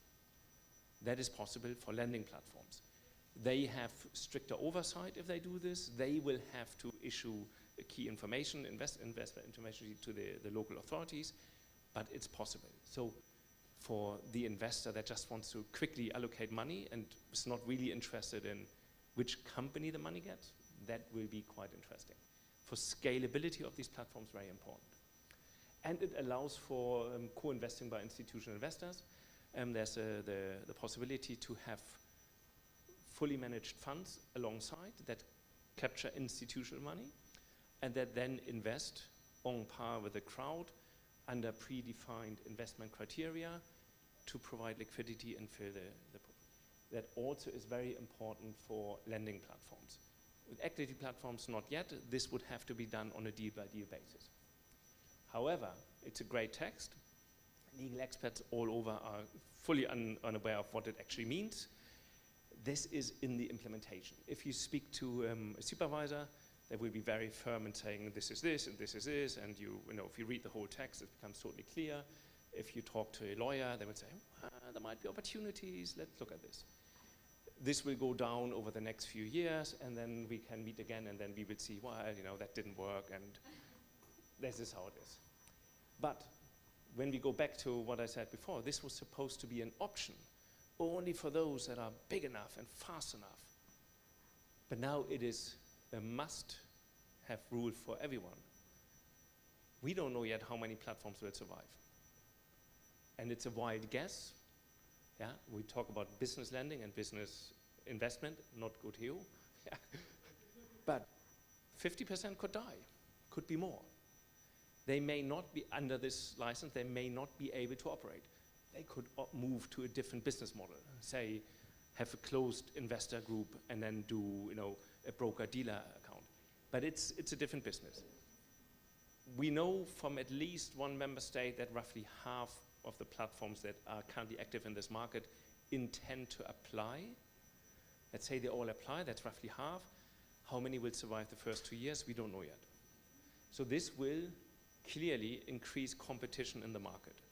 And we clearly see that this is already happening by acquisitions within platforms, by non-European platforms buying into platforms to getting a foothold in Europe, by non-European platforms coming here to setting up a shop in Europe and start compete. So this will be a very vibrant market that hopefully grows and scales, because this is, of course, the intention of the whole law, to create competition, to have platforms that become bigger and scale, not become banks, stay smaller than banks, but serve SMEs with credit and direct investment. So this is the new law in short. There is coming the Consumer Credit Directive, which will look at consumer loans. So basically similar to banking, consumer loans through crowdfunding. When I want money for my new TV or whatever I want, and I raise money from the crowd, that will be done through a different regulation. And that will be much more close to what the banking industry is already dealing with. Then we have, we used to have these ICOs, the crypto things. There is a regulation for MiCA, which will also come, which has been passed, on crypto assets. And it's unclear, but it's not going to involve transferable securities, so i.e. the instruments that this ECSPR is dealing with. So you may not be able to buy shares for this. But again, everything is up for interpretation and legal fights. So over the next years, we will see how this all develops. There are other regulations also in the making that are a bit further removed. So, but I think important to know is that every crowdfunding transaction is subject to European regulation, that even platforms that do donations, small rounds, still have to operate under existing rules. Just this one rule is very specific for, let's say, what the Commission saw as the main driver for SME finance that crowdfunding can do. That's it. If there's any questions, happy to go back. The text is complicated, and you can start reading legal documentaries or reports or commentaries, and it's yeah. Who's really interested comes to Bilbao on Friday. Thank you. Thank you very much, Oliver. It's a very, very interesting contribution. A lot of things to be discussed. And so thank you very much. So we are now able to start drawing the conclusion of the day. There have been a lot we've been discussing, so now we are able to somehow highlight the main challenges and opportunities related to the use of crowdfunding by public authorities at any level, starting from... Yeah, there is some technical issue with the presentation, but I'm sure we will we'll solve it very soon. I was saying, thanks to the contribution of Mr. Panagiotis Kinanlis from Crowd Policy, and also project manager of the Greek FinTech cluster, and maybe you can give some more information about this initiative. It would be interesting. I was saying, we will ask your help in order to draw the conclusion of the day, so to highlight the main challenges and opportunities related to the use of crowdfunding by public authorities, from local to regional level, thanks to your great experience in the field. In particular, also in synergy, the use of crowdfunding in synergy with other public funds already available at local or regional level. Okay? Thank you very much. I don't know if it's switched on. Can you, yeah? Yeah.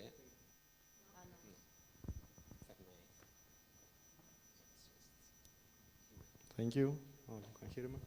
So I'm Panagiotis Kinanlis. I work for Crowd Policy, working on several European funded projects, but also I'm a project manager for Greek FinTech cluster, an initiative led by Crowd Policy for ICT companies, academics and banks and other financial institutions to collectively work on how to move the FinTech technologies one step forward, actually. So we are happy to talk and discuss with the Blue Crowdfunding cluster. We are already looking at the European cluster collaboration platform.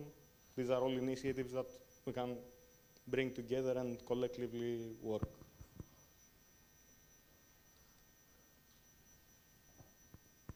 These are some of the things that we do at Crowd Policy. We are interested in GovTech, portals, open APIs, EID applications for for the public sector, municipalities, regions, and ministries and public organizations in general.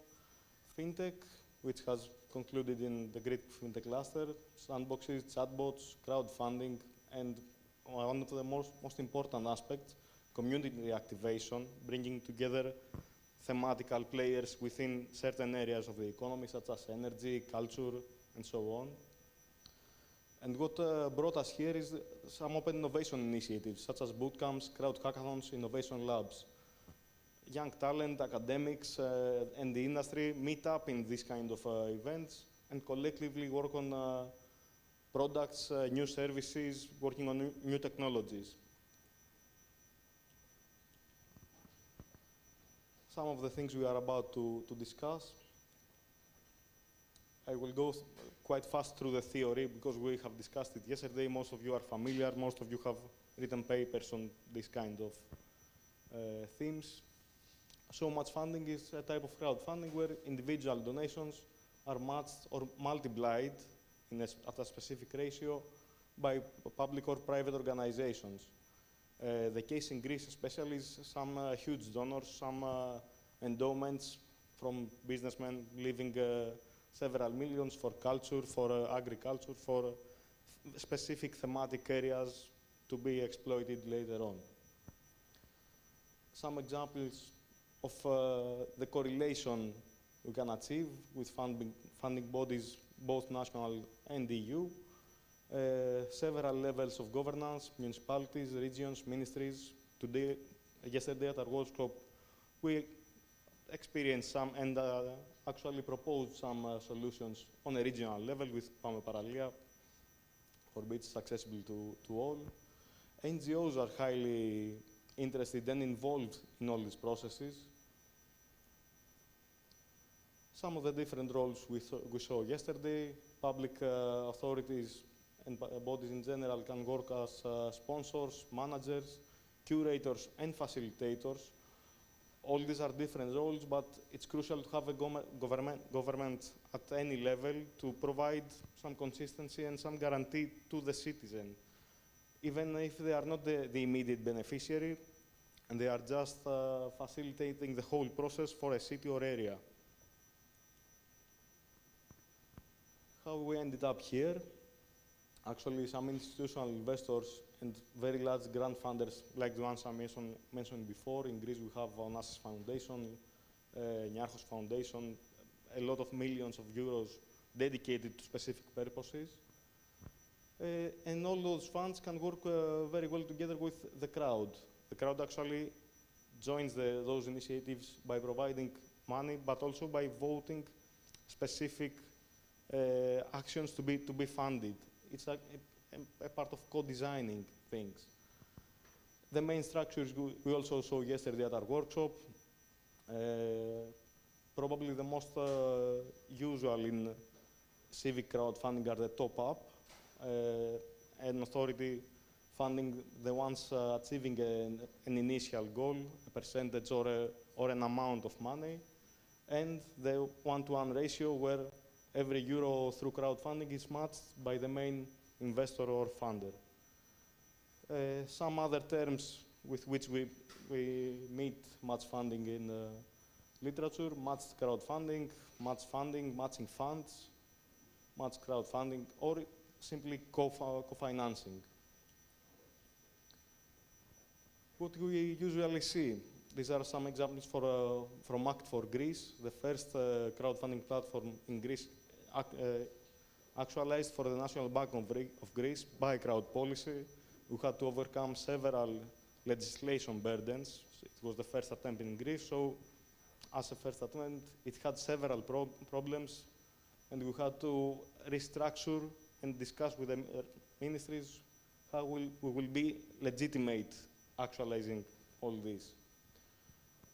As we said, first in and one-to-one ratio were actually the most usual cases, with the National Bank, which was the manager of the project, providing initial funding to many of the actions, or alternatively topping them up once they had reached a certain point it was a first one for them also, so it didn't have a very clear structure, how they funded the projects.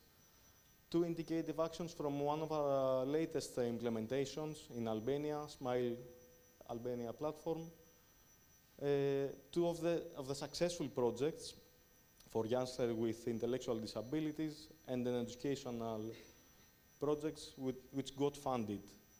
Here, the same case actually, the Credins provided almost half of the funding for those two projects.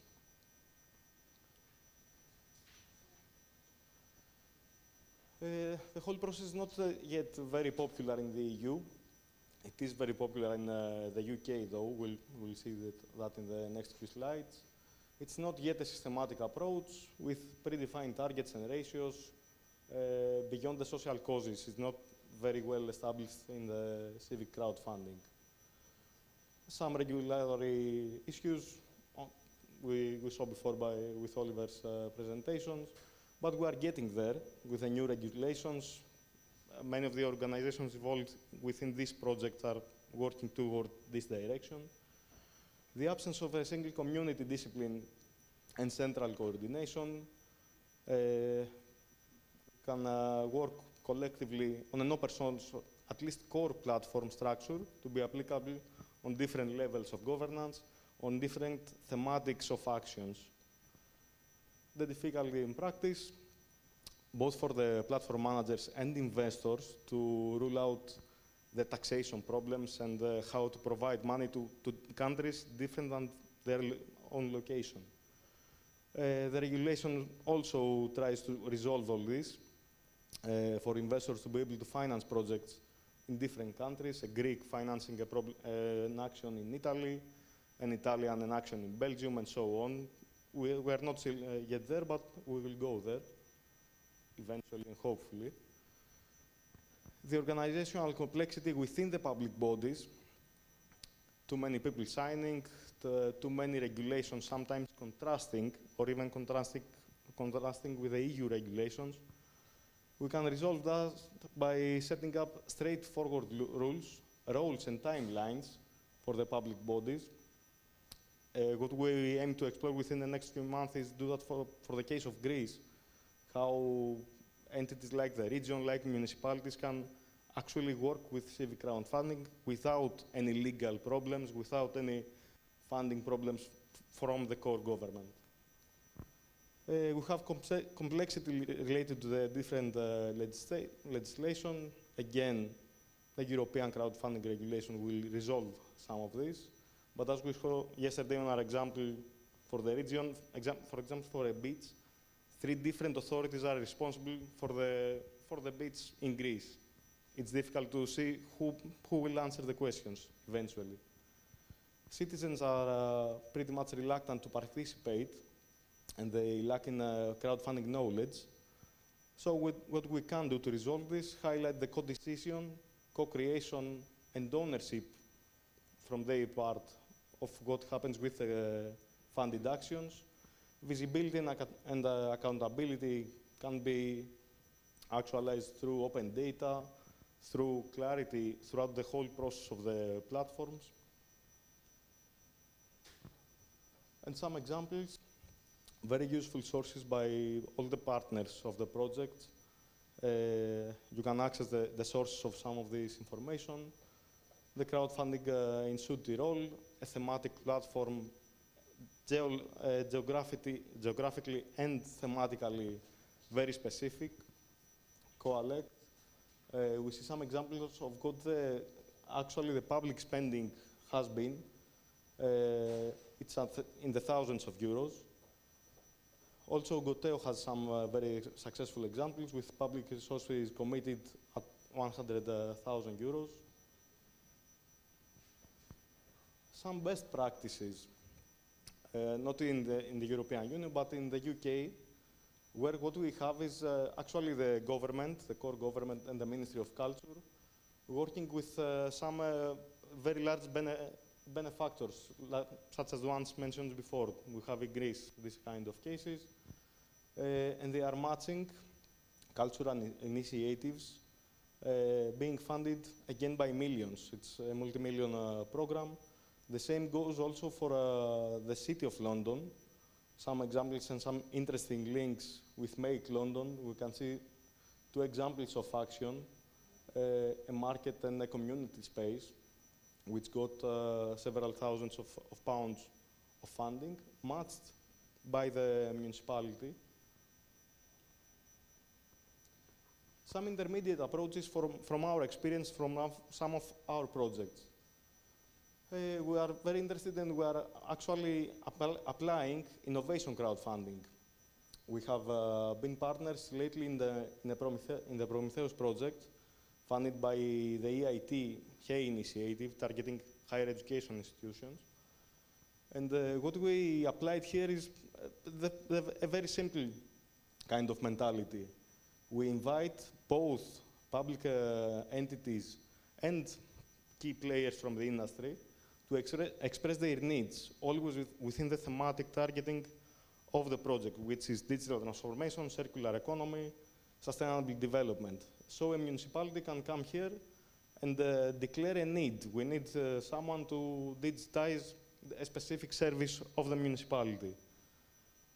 When we invite those kind of organizations, we also give them the option to provide a price of their own, besides the one we have established within the competition, because we have 25,000 in seed financing from the project budget, but the municipality of Moscato, for example, where we are located, can provide 5,000 if a team, a business idea, a startup company resolves a problem of this municipality. So it's an additional funding, it's a kind of intermediate match funding for those cases. Another process is some applications we have created which provide citizens with the choice of several projects without providing money. What we are trying to achieve by this is getting them into the mentality of co-designing, of choosing projects, assessing the actualization of a project, using GIS technologies, seeing the projects on map, categorized on different kinds of projects, and also voting for the budget of the region, for the budget of the municipality. So they get acquainted with this kind of involvement in the public authorities' activities, and later on we can invite them to vote actually by providing funding for the neighborhood, for the city. What we are doing through the Greek FinTech cluster, it's actually a more than €1 million project, under which we have already set some bases to create thematical crowdfunding platforms, targeting energy, incorporating technologies such as DLT, blockchain, and targeting energy, transport, marine infrastructure, which can also use some other kinds of lending and financing, such as peer-to-peer lending, connected to the energy provided by solar power, and so on. Some suggestions we are coming close to the end. Regarding the mentality, it's crucial, especially from what we experience in Greece. Citizens need to be very aware of the funding processes. There have to be disclaimers, even 2-pagers explaining what the platform is about, highlighting the co-decision and co-creation parts of the citizens' engagement in all these initiatives. Something crucial is that citizens feel that the state, at least in Greece, both the core government and the local government provides too little for what they are paying. So we need to give them a feeling of this comes back to you. And also with match funding, it provides them a sense of equal commitment. Whatever they pay, the municipality also matches with a 1-to-1 ratio, with top-up, with several kinds of ways. But also the public authority pays along with the citizen. It's important for them. We can incorporate several technologies, mainly clarity and interoperability, We as a company have a lot of experience on this kind of project, on OpenGov, on initiatives such as Clarity, where all the public decisions are uploaded. So we have used this on our crowdfunding platforms. Blockchain can be crucial to that in order to recognize both donors and receivers of donations and avoid scams. In terms of sustainability, it's very important to incorporate social and environmental challenges and goals within the campaigns in order to mobilize the citizens. Yesterday we had very important points about this, about the SDGs being just goals and having a system to actually assess the impact of the project as environmental, social, and so on. Beside the goal, you had a very important presentation on that. In terms of action, we can emphasize on match funding, crowdfunding as an alternative or complementary access to platform without giving up equity or debt. Highlight the collective or communal aspects of the crowd along with major funders working together. Engage major donors. That is the case in Greece, and it actually works in order to get the amount of money needed in a triangular seal with the public authorities, with the crowd. We can exploit intermediate forms to have citizens trained actually in the process of match funding, crowdfunding, and also explore the possibilities of match funding with actions such as Horizon, such as ERDF, ESF, and so on. We have to explore these possibilities, getting beyond obstacles of legal issues, of funding issues, and so on. That was all. I hope for a discussion with all of you about the Greeks in the cluster and the crowd policy and the future of crowdfunding. So thank you very much. Thank you. Thank you, Panagiotis, for this interesting presentation and contribution. If there are no questions, no? Thank you very much. Yeah, it was everything clear, I guess. Okay, so we already arrived at the end of the day. It was a very fruitful discussion, I guess. A lot of information were shared. So I take this chance to thank you for the participation here physically and online once again. And for the last time, thank the partner organization for their great cooperation. We've been really honored and pleasure to have the chance to collaborate with you. And we're really looking forward for the next opportunity to stay and be together and work together, also to make use of the opportunities offered by the crowdfunding in its different schemes, option and exception. So thank you very much, and I wish you a nice rest of the day. Thank you. So technical information, so the lunch is upstairs as the coffee break, and then the partners meeting is going to be in this same room. And we will have the connection in Teams, so for the ones who couldn't attend in presence. Okay. Thank you.